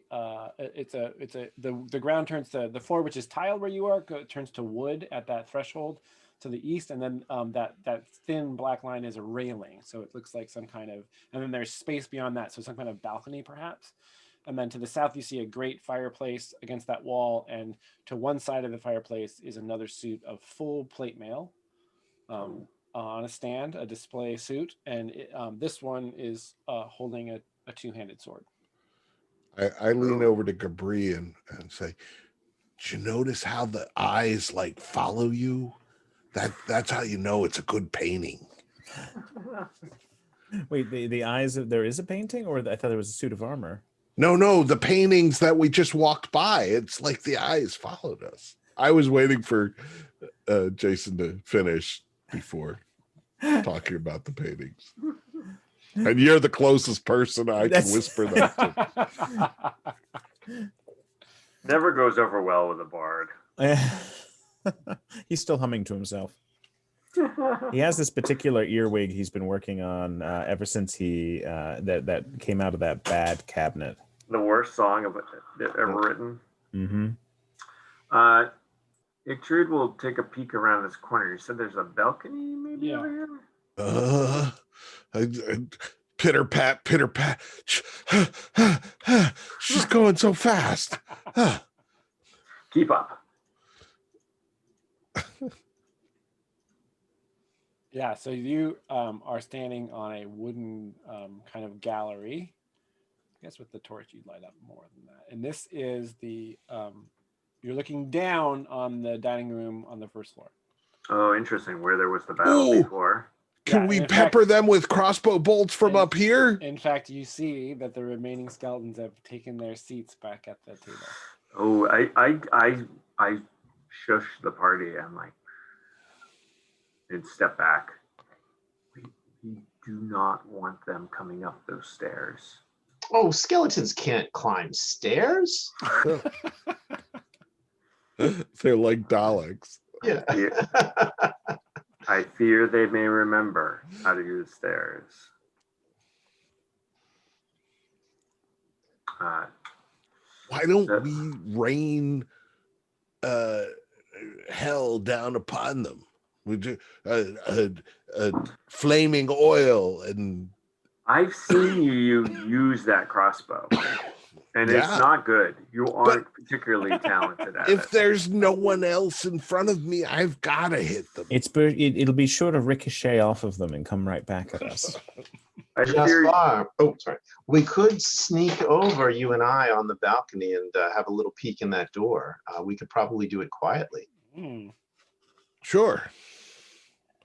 Let's sneak. Let's be sneaky. So very quietly and with our bullseye lantern. I focus the bullseye lantern down to a pin spot. And Allard has stealth as his little thief ability. Great. Yeah, you guys don't have to roll for this. This is not Okay. not dire. But yes, Not to put words in or music in Gabri's lute, but boy, it would be great to have that do do do do do do. a little suspenseful string music. That's Sneaky right. Strings. Nickety snack. You get to that door and you peek it open and cautiously shine the light out and reveal the Manor's grand staircase. descending towards the ground floor, and to the southeast, another one of those kind of spiral servants' stairs. Not full of spider webs. Not full of spider webs. They're expansive marble steps. There's a wrought iron chandelier kind of hanging, a giant one hanging centrally over this. There's decaying banners bearing the Leget crest, the red field with the black raven. And on the landing, the second landing below you is another full suit of plate armor on display. And there's like a moment where you're sort of all peering around, the lights kind of going across all those surfaces, and everybody's being really, really quiet. And there's like you just hear like a distant wind kind of blowing through a hallway. No sound other than that. Sanity check. Well, let's go back and tell our friends what we have seen. Another suit of armor. Stairs and a suit of armor. Oh, I don't like the suits of armor. It's You know, too it's heavy true. to At carry. some point, says Crespon, at some point, you're going to find armor that's going to fit you. I am tempted to try, but it would make us so loud. Yeah, I'm gonna resist the temptation to put it on. There is a giant two-handed sword next to it. Yeah, I'm talking about the one down, I think, here somewhere. Yeah. You're right near it. Yeah. But that's, I mean, does the two-handed sword appear to be like a finely wrought soldier's weapon? It is. Yes, can be used. It's not just ornamental. Again, that's too much. I mean, I'm a sword and board sort of fighter. You would be sacrificing your shield for that. Yeah. So instead, I asked Jaspar to come over. Yeah. And let's peek in this door. I think, based on what you told me about the grand stairway, like the southern part of the building must be part of like the main entrance, or one main. I thought it was in the middle. Yeah, but why would the stairs be there? And we're on the top floor, right? There, the grand staircase terminated with us. There was not stairs up. That's correct. Okay. You peek open, you sort of open up the next door, and the amount of the room that you can see, there's a sort of, on either side of you, there's a wall. And then the light shines past that, and you're, from there, you can see that near wall, the western wall, is made of elaborate carved hardwood. There's a series of pilasters, however you say that, crowned with carved raven heads. So that's kind of an impressive piece of woodwork there that Alar would be excited And about. is. And then the rest of it is like kind of parquet flooring, warped and broken. There's just like debris and stuff, not even any furniture from your point of view. It's like an empty space. All right, on tiptoes, Ictrude will step into the space, trying to make not too much noise. According to dictionary.com, it's pilaster. Ooh, I didn't know either. Knowing is half the battle. Read it in plenty of fantasy books, and only now saying it out loud. Pilaster. Which, if you don't know, I'm sure you do. It's like a faux column, right? It's like a half. Like sticking out of the wall. Sticking out of the wall, yeah. I didn't actually know that.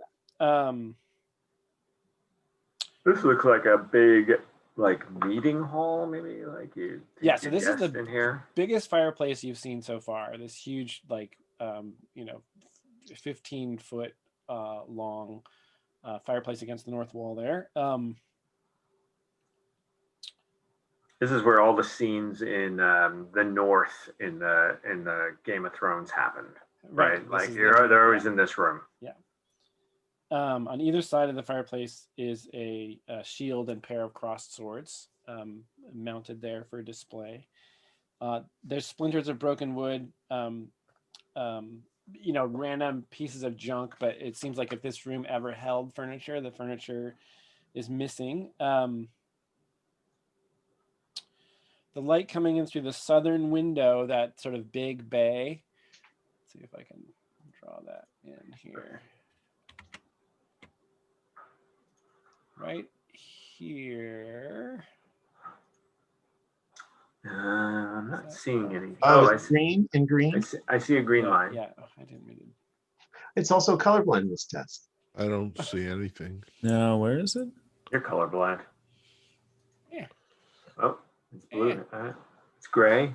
I feel like Oh, there. this is such a Okay. pain in the ass. Darker gray? How do I'm I gonna go check out the swords. try this?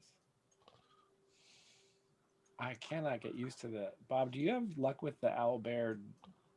There we go. Okay, right there is a discolored area. The flooring is like all the flooring around this area is sort of paler and faded, and in this spot the flooring seems like newer and fresher.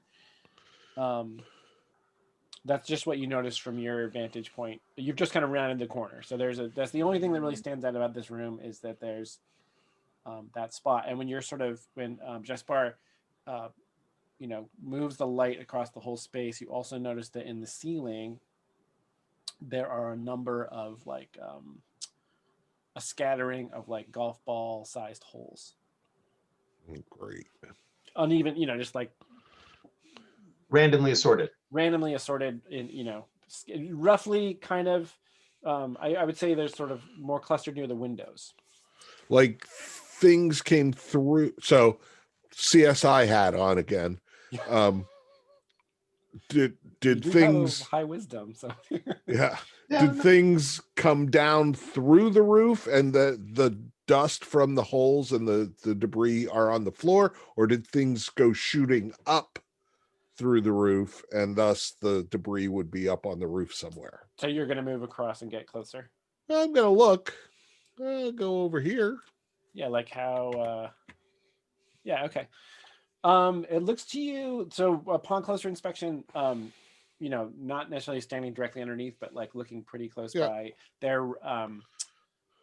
they're rough around the edges. The ceiling here is wood, so there's like the edges are a little splintered and rough, and when you look down on the ground, there's the close-up of Jespar's hand touching the debris on the ground and running it through his fingers.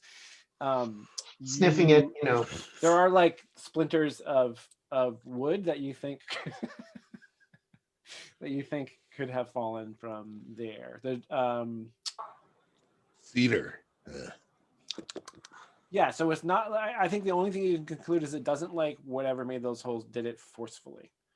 You don't see the kind of wood splintering that would happen if something was forcefully pushed through one or the other. So like a drill? That's a possible hypothesis. Yeah. And so then what would be on the floor here would be sawdust. It's bigger pieces than that. Okay. This is very strange. Yeah. But And there from that point- are no like if giant hail drilled through the roof, there's no like rocks or whatever. There's no evidence of what came through the roof. roofing tile or yep, exactly right. There's nothing other than the only debris that may have fallen from there. I mean, there's random junk around, but Yeah. by looking at a number of different holes, the only thing that's consistent is like little small splinters. Okay. Rob, you're muted. The gray box you drew, is that sort of like a weak part of the floor? It's a part of the floor that Saggy. seems less faded and old than the rest of the floor. Ugh. Less Are there holes faded. over top of that? You want to get closer to that? Well, are there? I can look up and see if there are holes. I'll Yeah. go up there. Ictrude will support you. Here, I'll come over to here. Yeah, so you're as you get closer to that, you notice that there's a number of there's more wood splinters in that area. There's some rusty nails kind of sticking up from the floor. Ooh. Like the pointy ends of the rusty nails are sticking up, bent in places. And next to the patch on the east side is a wire, a piece of metal wire. And Jaspar, when you get a little, so at this whole time, I'm assuming you guys are avoiding being directly into the holes, right? Like, Yeah. I assume that you're being cautious about that. Yeah. There's this maybe a hole about 1 centimeter in diameter in the floor, and then there's a sort of gray metal wire extending out of that, and it's kind of like bent at the top level. It's just like a stiff wire sticking straight up out of the ground. I do not like this. And there's no doors in here otherwise. The only other door is the one that leads back out to the grand staircase there. Yeah, it says this is a trap or something. But who puts Or a a trap in feeding the area. throne room or in the greeting room? That doesn't make any sense. Welcome to Leget Manor. Oop, you're all going to die? That's not the Duke's hospitality. Maybe this is where Cedavang killed. Maybe he killed all of the Leget people in this room. I wonder why I brought you all here tonight. I've gathered you all here together. No, a little bit to the left, right there. That's perfect. And then, and I bet I know where Steve was standing. He was standing right in that place that is unmarked. So I'm gonna go over to one of these swords by the fireplace. Yeah. Do they look better or worse than the sword that I grabbed from the dining room downstairs? Comparable, same make. Same Okay. style, yeah. So I'm gonna take one of those swords, okay, and I'm gonna go over here, and I'm gonna toss that sword to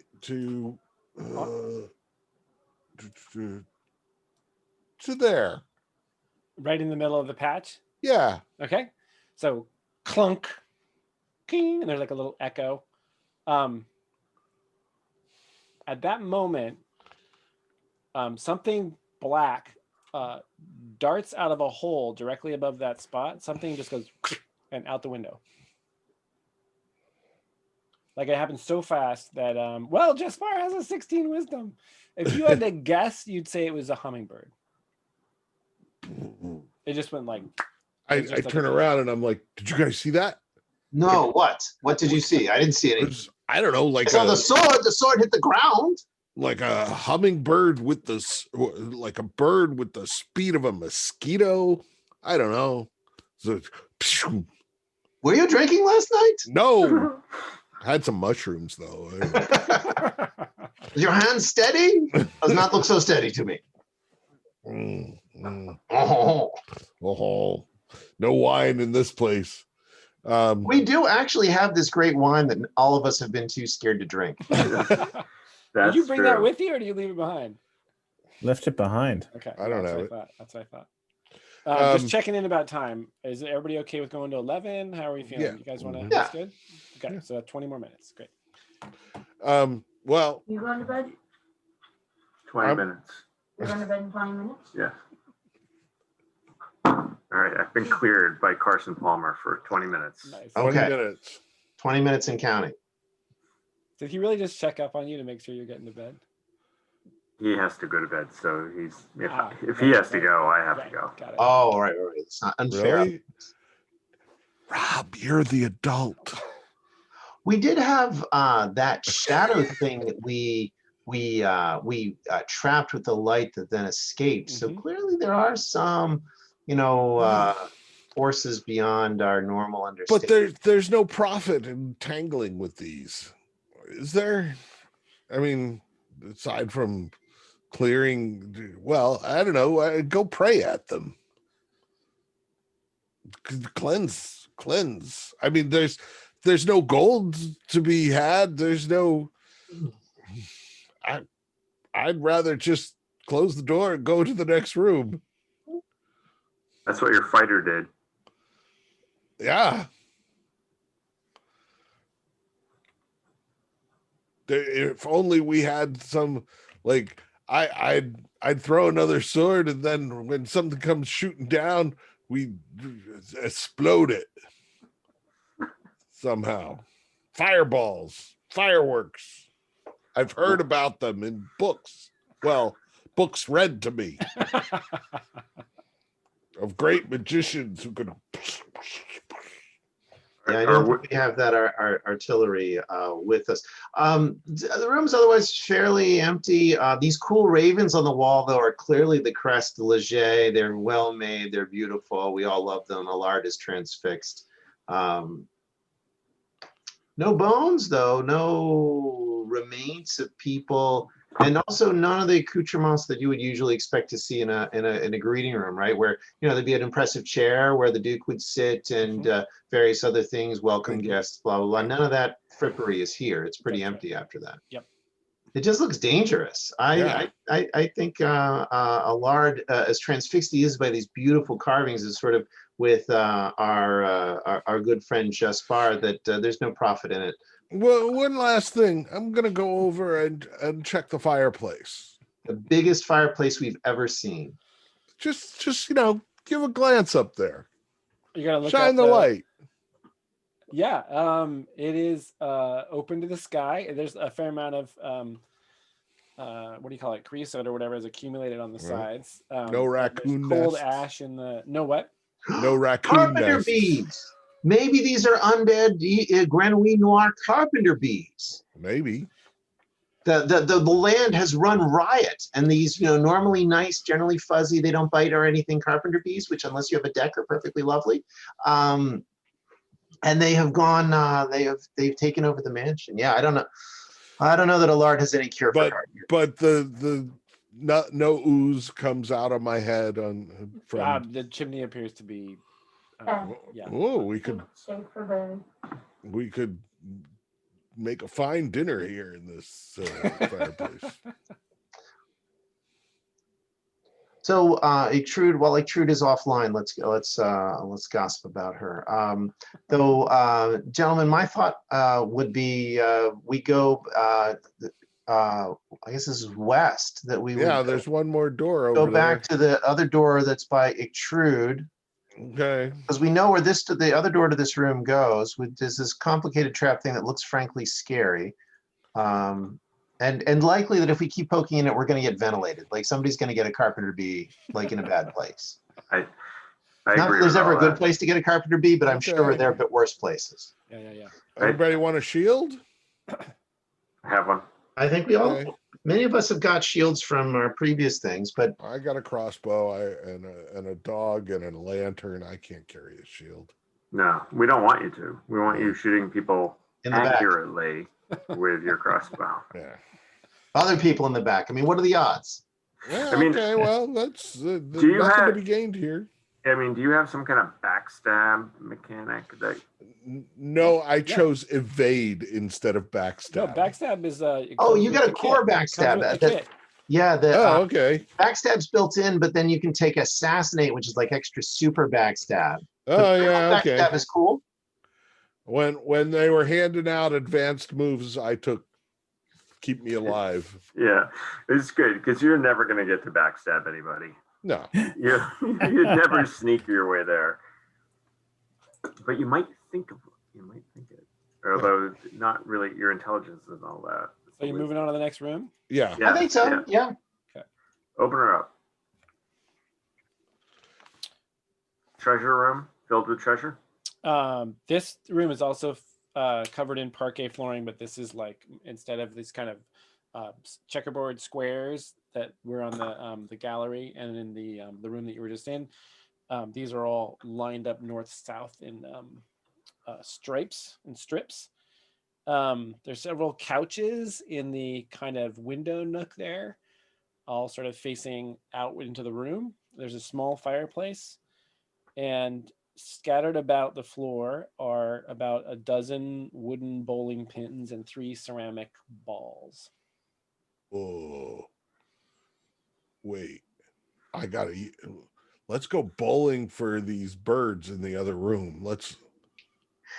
Oh, I love it. That's great. We should totally do that. Let's grab Allard is all in. Let's grab one of these balls and try to roll it at that. Tell you what, Jaspar, you and I will each take one. We'll both roll for it. Whoever Absolutely. gets it, we're on. All right. Okay. We're gonna do it. So you and Jaspar each go to grab a ball. Yep. Yeah. Okay. So I think we have not gotten a ball yet, Al. Oh yeah, no, I'm hearing. Oh, the balls have fangs, do they? you Well, take, each of find out. you take 2 steps into the room, and the ball that you're moving toward suddenly is flung with great force at your head. So what do you do? Dodge. Ah! Evade. Both of you? Yes. Okay. Time for that evade to save your So bacon. both balls. So 2 balls launch at separate heads. That's correct. Jaspar, what does evade do? It's just when I roll a 7 or 9 in a fight, I can spend 1 In a fight. cunning Okay. to. Yeah, I'm not really in a fight. Okay. And what's your area of expertise again? Stealth. Stealth. Okay. And Allard's area of expertise? Stealth. Also stealth. Okay. 2 sneaky. Yeah, and my advanced move, which I clearly should have used but didn't, was sense danger, because like it's a bowling ball. How's a bowling ball gonna hurt me? Nobody around to throw it. Yeah, so these things fling themselves at your heads. All right. And you're both dodging, so that's make a saving throw with Dex. All right. Good old 2d6. Dean, I love you rolling old school.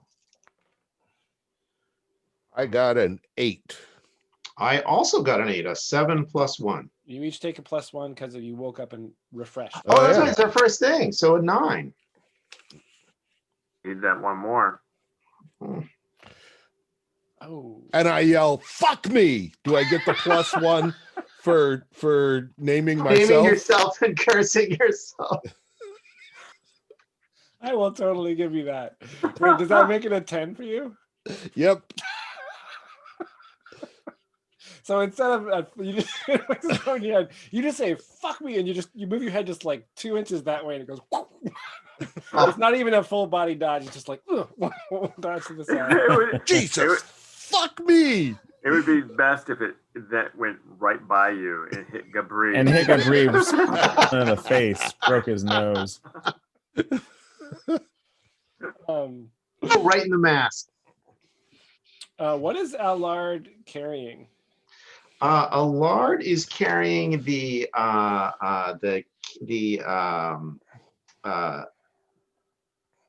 he would be carrying He's got the ever-burning candle, or is he stowed that because of the lanterns? He stowed that because it's Okay. morning and we don't need that. So even though it's cool and awesome and he loves this thing more than he loves his own mother, Yeah. he would be carrying. I printed out a new copy and I'm sort of transferring it as we play. Yeah. I know. He would be carrying the sword and a shield. Both of them from the downstairs. He's got the crossbow on his back. So as he was approaching this giant ball, sword and shield, the intention being set the sword down to pick up the ball. The sword, stow the sword. Yeah, but to pick up the ball. And because he would have grabbed it with his right hand. What's right? in his shoulder? What's in his shoulder back pouch? That would have been still probably some silverware from the mansion table. Sorry, let me cut to the chase. Is he carrying anything fragile? I don't. We got rid of the book. He is carrying the makeshift. Well, some bolts and the really nice crossbow. He does have that golden tiara, which it pains me to mention. Okay, that's okay. Don't worry about it. Okay, so what happens is you go to dodge at the same time you reflexively put up your shield. The bowling ball hits the shield, bounces directly up, hits the ceiling. So now you're like, and you're looking up at it as it's falling right back at you. So you have to respond again. Oh, okay.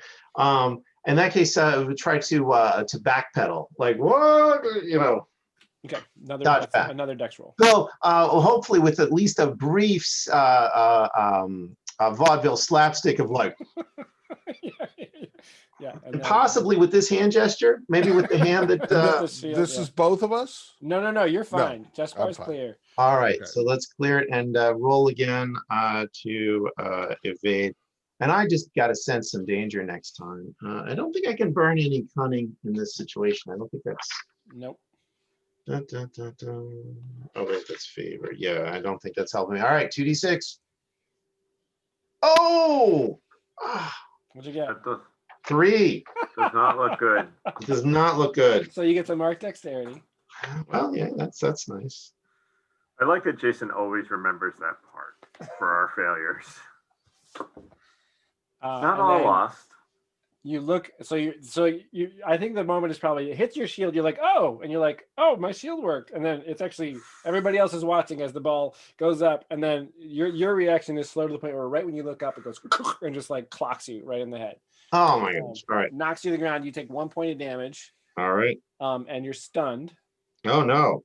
The ball rolls away from you, and then wobbles to a stop menacingly.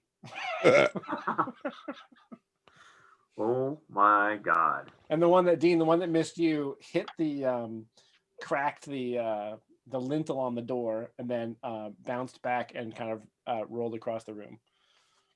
Menacingly.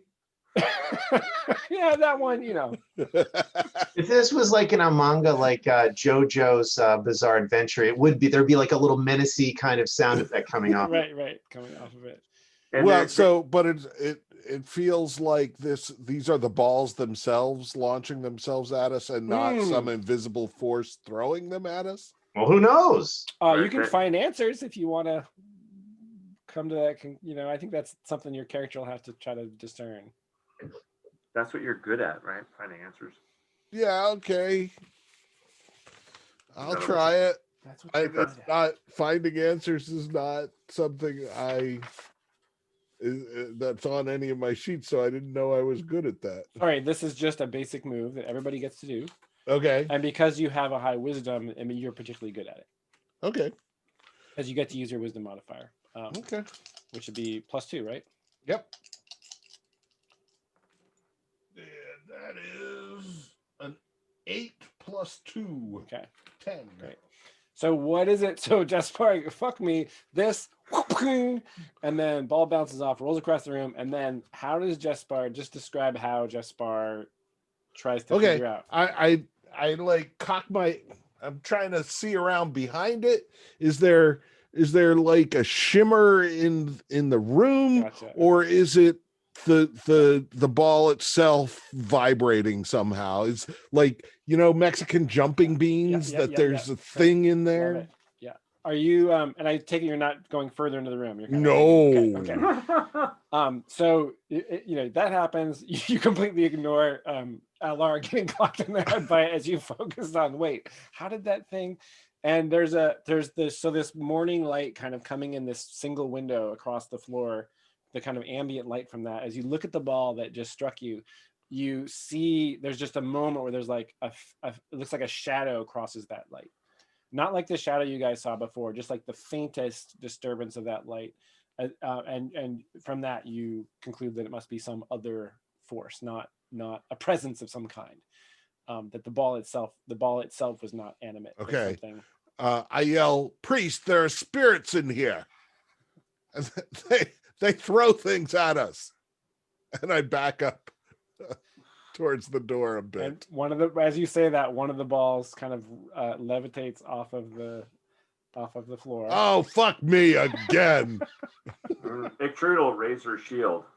And Ictrude's at the doorway. So we got so Jaspar's in the door, and it looks like Allard's the one who's stunned, momentarily stunned. Like on the one hand, this is great because it's magic, and we found magic, and oh my god, my head hurts. Oh. So Jaspar, you're going back through the door into the protection of Ictrude's shield. Yes, I would I thought that we were going to pick up bowling balls and This is have going to be a fun, lighthearted moment, laughing among the ruins. Throwing shit at us. As Allar is kind of like shaking his head and trying to recover, the ball flings itself full force. But Ictrude's, got the shield there. The shield's big. Jaspar is set behind it, and the bowling ball just goes, bounces off the shield back across the room. Ha! Fuck you! Press bomb. We have a poltergeist. Priest, get in here! I must say, that's Jaspar, gentlemen. We've been with him the whole time. I don't think he's dead. We should be respectful for him. The mouth is a little foul, but we've known that. He's a lovable rogue. No. In the room.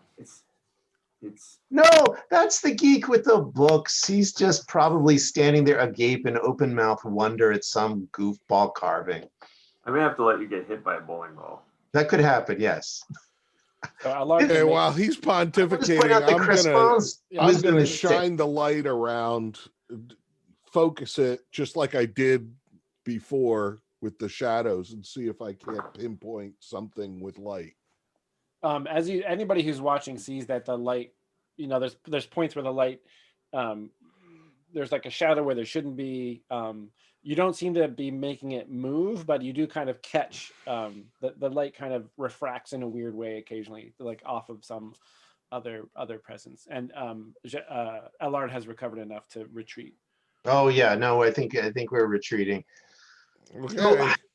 I don't think we had great luck with the shadow and trying to banish it. But You drove it away. Is what you did. You said we you said drove it something away about- with our lights, right? That was the light Yeah, that we we used. pinned it between two lights, and But then I think Crispin also like called upon. He did. I think that was an invoke. Yeah, yeah. I'm sure he did that. All right. Well, in that case, Crispin So- will ask us all to pray to the lady for vengeance, vengeance against the injury done to our colleague Allard and the injury done to Leget Manor. And with that, we'll step into the room and attempt to banish these spirits from. Wow. Okay. Ixtrude will keep her shield ready to try and block any bowling balls. thrown Yeah, at maybe it. Ictrude can like join me in there and like shield me while I'm invoking. Yeah, absolutely. I'll be behind Trude, shining the light around. So, Gabri, could we have a light tune to maybe get us really pumped up for this moment? Maybe the worst ditty that ever got stuck in your head. so Jason, hopefully I'm looking at the right version of the invoke. Oh, here we are on the invoke. So I think I'm arguing for purify, though technically it could be, it's not, raise, because it's not astonishing, which is a hubris of 4. That's like kill, raise undead. Yeah. No, I think Burn? you're trying to drive them out of this room. Yeah. So is I that would say purify? that's fair. That's fair. Yeah. And they're not like, Yeah. Okay. So roll hubris. Oh, good. This is the first thing that Chris Ball is doing. Oh, I love the light, Dean. That's awesome. So a hubris. I guess we'll go for a hubris of 1. I have +1 because I bear a holy symbol. Yep. This is not actually in a chapel, so it's not a place Nope. sacred to the faith. and you could spend favor before you make the roll if you wanted to. For each point of Gotcha. favor you spend, you'd add a 1. Right now you're at +1. I'm at right now. I'm at +1. And how does hubris interact with like? Is that a minus to the roll? That's correct. Yeah, you roll. Oh, roll minus hubris. I'm so sorry. It's there in plain English, and I No, it's sorry. hard to talk. Yeah. Yeah, but so roll minus hubris +1. So okay, so I'm rolling it at evens basically because I've got the holy symbol. Oh yeah, sorry. Sacred Yeah, tier that's right. of Donoviev, but +1 for the sacred tier, -1 for the hubris of the act. So I'm rolling it flat, but I absolutely will burn a favor. Well, How much you got? I got 3. Yeah. We're gonna go into a fight, but I'm gonna pray before going into that fight. So I'm gonna burn 2 favor on this. All right. Keep 1 in reserve. Big money, big prizes. I love it. Here we go. Oh, I didn't even need to do it. No, That's your best roll ever. the light of the lady is such, and my hatred of the need for vengeance is such. It's in the morning. The light is streaming through there, and I'm going to submit to you that whatever spirit is modifying that is going to evaporate with the morning light, caught transfixed in the beam of the lady's vengeance. And this room is pure, baby. It's pure. 100%. All right. The light from coming in the window does seem to like intensify, and the whole room glows for a moment. The balls actually scatter to the corners. They kind of rattle and bang into the corners, and maybe you glimpse some kind of fleeting shape under the crack of the door across the room from you. And there's no question, everybody feels it, except maybe Jespar. Everybody feels Eh. that the entire kind of mood of the space has changed. Now we can go bowling. Finally, the joint's yours. Okay, so let's wrap up. If everybody's Right. cool with that. 8 XP. Fighter. Solve Yeah, the problem fighter. with physical prowess. Don't think so. Right, actual prowess. No, a lot of exploring, leading the charge.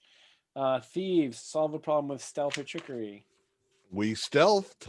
We didn't Yeah, solve we a solve problem. a Across that problem. balcony, past the evil skeletons. Yeah, didn't solve a problem though. No, Yeah. fair enough. Cleric, did you act according to your cause? Oh, I would say heck yes. Yes, you get XP. Bard, Bob, remind me the Barb's trigger. It's on the back of the. Memorable performance. He did not No. sing a song today. Well, we did have a sort of a short session tonight, so sometimes Yeah. we're not going to get all the XP. Dude, we should. We go so long, and then we have to shoot the shit a while. You know? I know. I had to play like 30 minutes of a game of Expanse to begin this thing. I'm sorry. It was cool. No, Stuff blew up. it was fun. To hear I'm about. always happy to hear all the stuff. Just talking to you guys is the. No, That's the sauce. game. That's the good stuff. Traits, starting with Jaspar. Traits. Traits: boastful, cruel, and loyal. He always feels a little cruel now. He hasn't done anything, right? He wasn't like.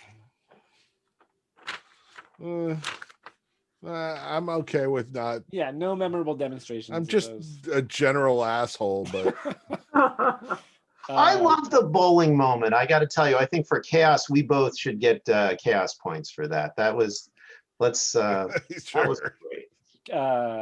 Gabri. Traits. I was snobbish about the music to start, but I don't know. Yeah. Oh, okay. Yeah, that's fair. Oh yeah, Alright. yeah. Beautiful snobbery. That was a beautiful line. I did share my rations with Boris. You're loyal to your dog? Yeah. Feeding your dog counts as loyalty? No, it doesn't. Okay.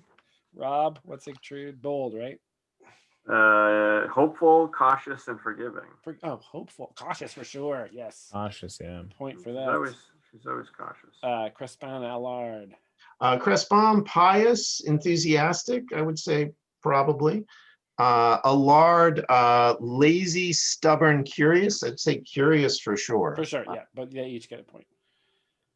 Alignment goals, chaotic people. Did you create chaos? I guess striding in and picking up those balls incidentally created some chaos. You each get a point for that. And that was also fun, right? Yeah, I mean, this yeah. would have been a fun moment if it hadn't like turned suddenly deadly on us. But and actually, I kind of like the idea that maybe we'll try it next time to actually try to solve the puzzle in the other room with the bowling balls. Like, I think that's cool and a neat idea. I think that's first thing we do is and go that we bowling do for it as like Sturgis. bocce rules, and Okay. that we're gonna try to see whoever could. Like, I love that. Well, let's see how many bowling balls it takes on that patch of floor before things collapse. Yeah, You're I all love it. dead. Slain by carpenter bees. Good. True. Did you help anyone at your own expense? At her own, she had her shield ready, but she wasn't in real danger. Didn't have an option. Yeah. Lawful. Did Crespin maintain order? Oh my God. I'd say yeah, pure. Yeah, you totally did. Crespin's raking in the. Turns out when you purge an evil manor, the cleric gets points. That's good. Yeah. I like that. And Gabri, are you neutral? I am. Maintain a balance or advance your personal interests. Not particularly. You were, this was like a Gabri sitting in the back kind of episode.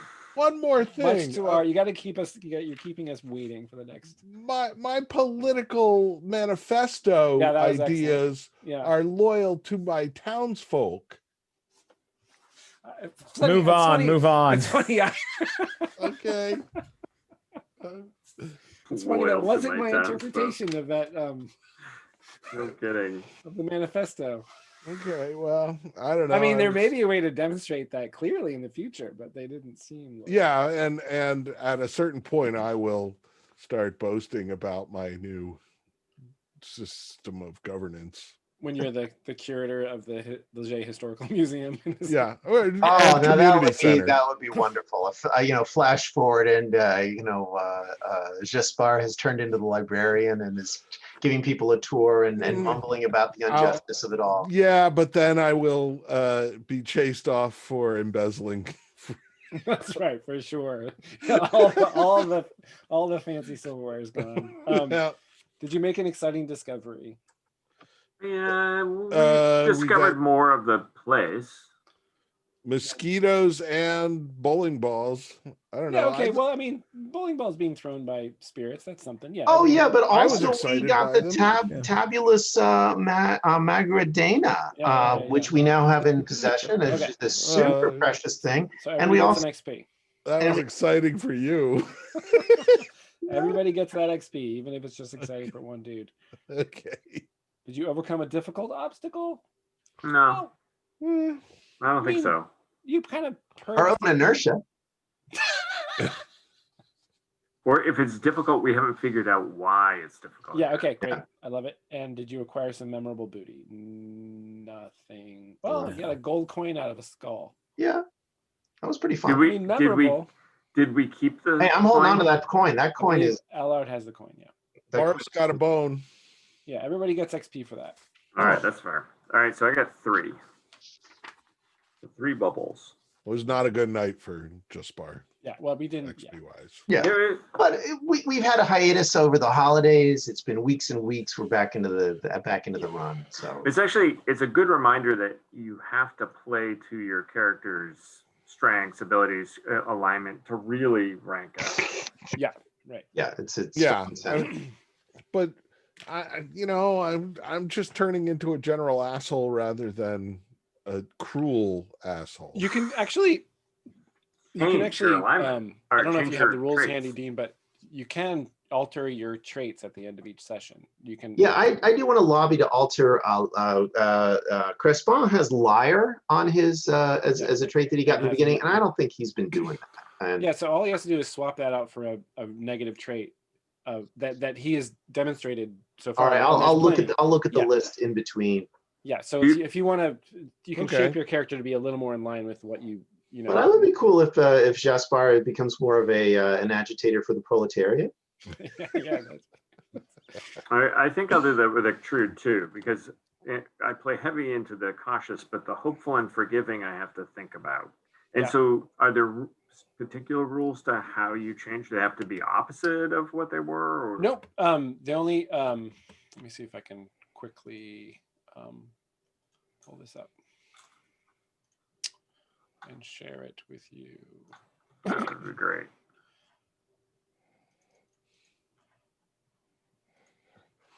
Oh, here's my this is the placeholder cover for the book.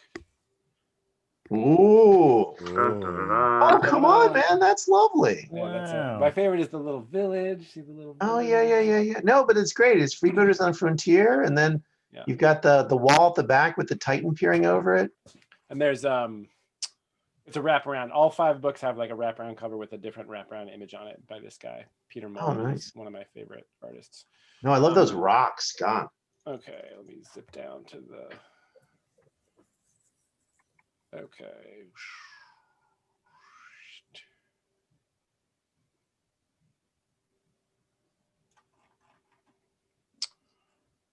We're looking at wrap up is what we want. Okay.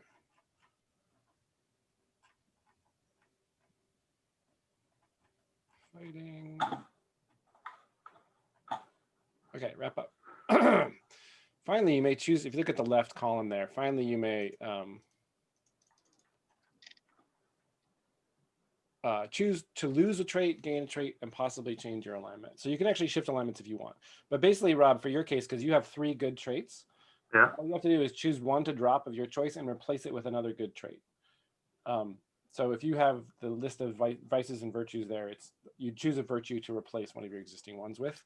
And the only requirement would be that you have to have demonstrated that trait this session. In the session that you just played, you say like, well, I'm not really, I'm not really being hopeful, but I was bold, or I was friendly or whatever. Okay. And then if you replaced, in your case, if you replaced a positive trait with a negative trait, you'd have 2 positives and a negative, which would shift you into lawful. So you can actually shift alignments as well by doing that.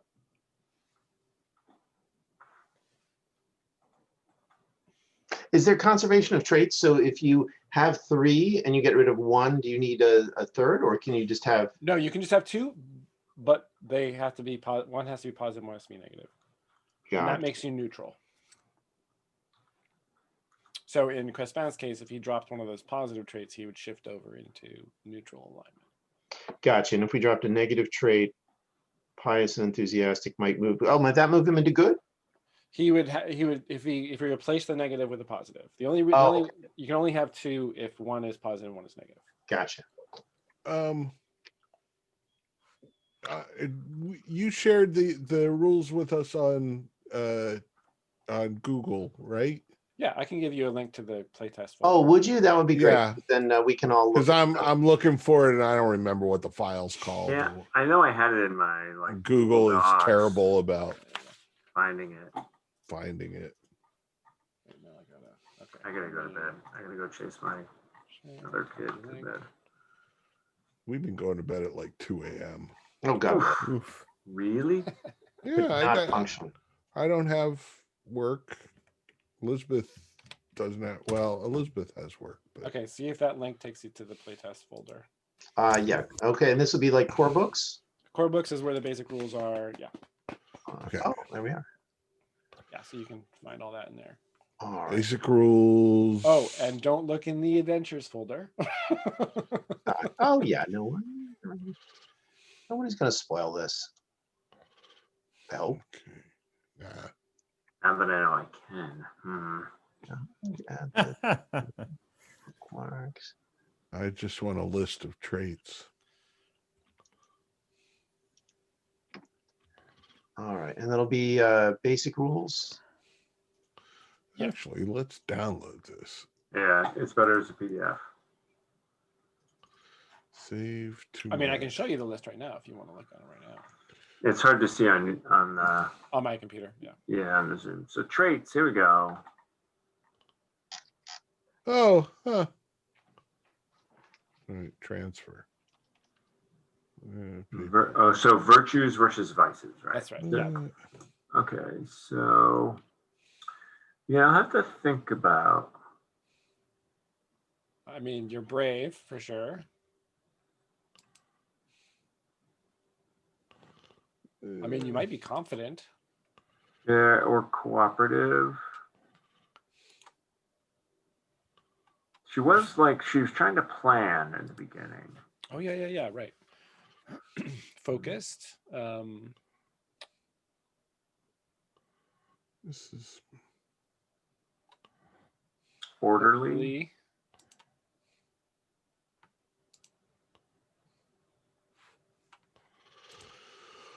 okay. I think focused. Let's try focused. Yeah, that's good. I mean, Extrude has definitely been focused this whole time. Jason, what page are the if you're looking at it, Page 78 page 70. Oh my of the God. actual document. I don't know if you're looking at spreads. It's going to be crap. No, 78 gets me there. That's Okay, awesome. great. I'm good. Great. Thank you. Well, this was awesome, guys. There we go. I got my traits. Okay. Oh, there we are. Yeah. I don't see communist on here. Maybe so. Alcoholic. That could. Man. Class consciousness. Decadent. Yeah, Jaspar's got a whole range of possibilities. Excellent. Hasty. Nice. All right, I have to jump off the call, guys. Yeah. All right. Okay, good I'll let night. you guys I'll sort catch you that out next now. week. Me. Yeah. Good night, Good everyone. night. Be in Night. touch. See you guys. Take care. Be well. Be well.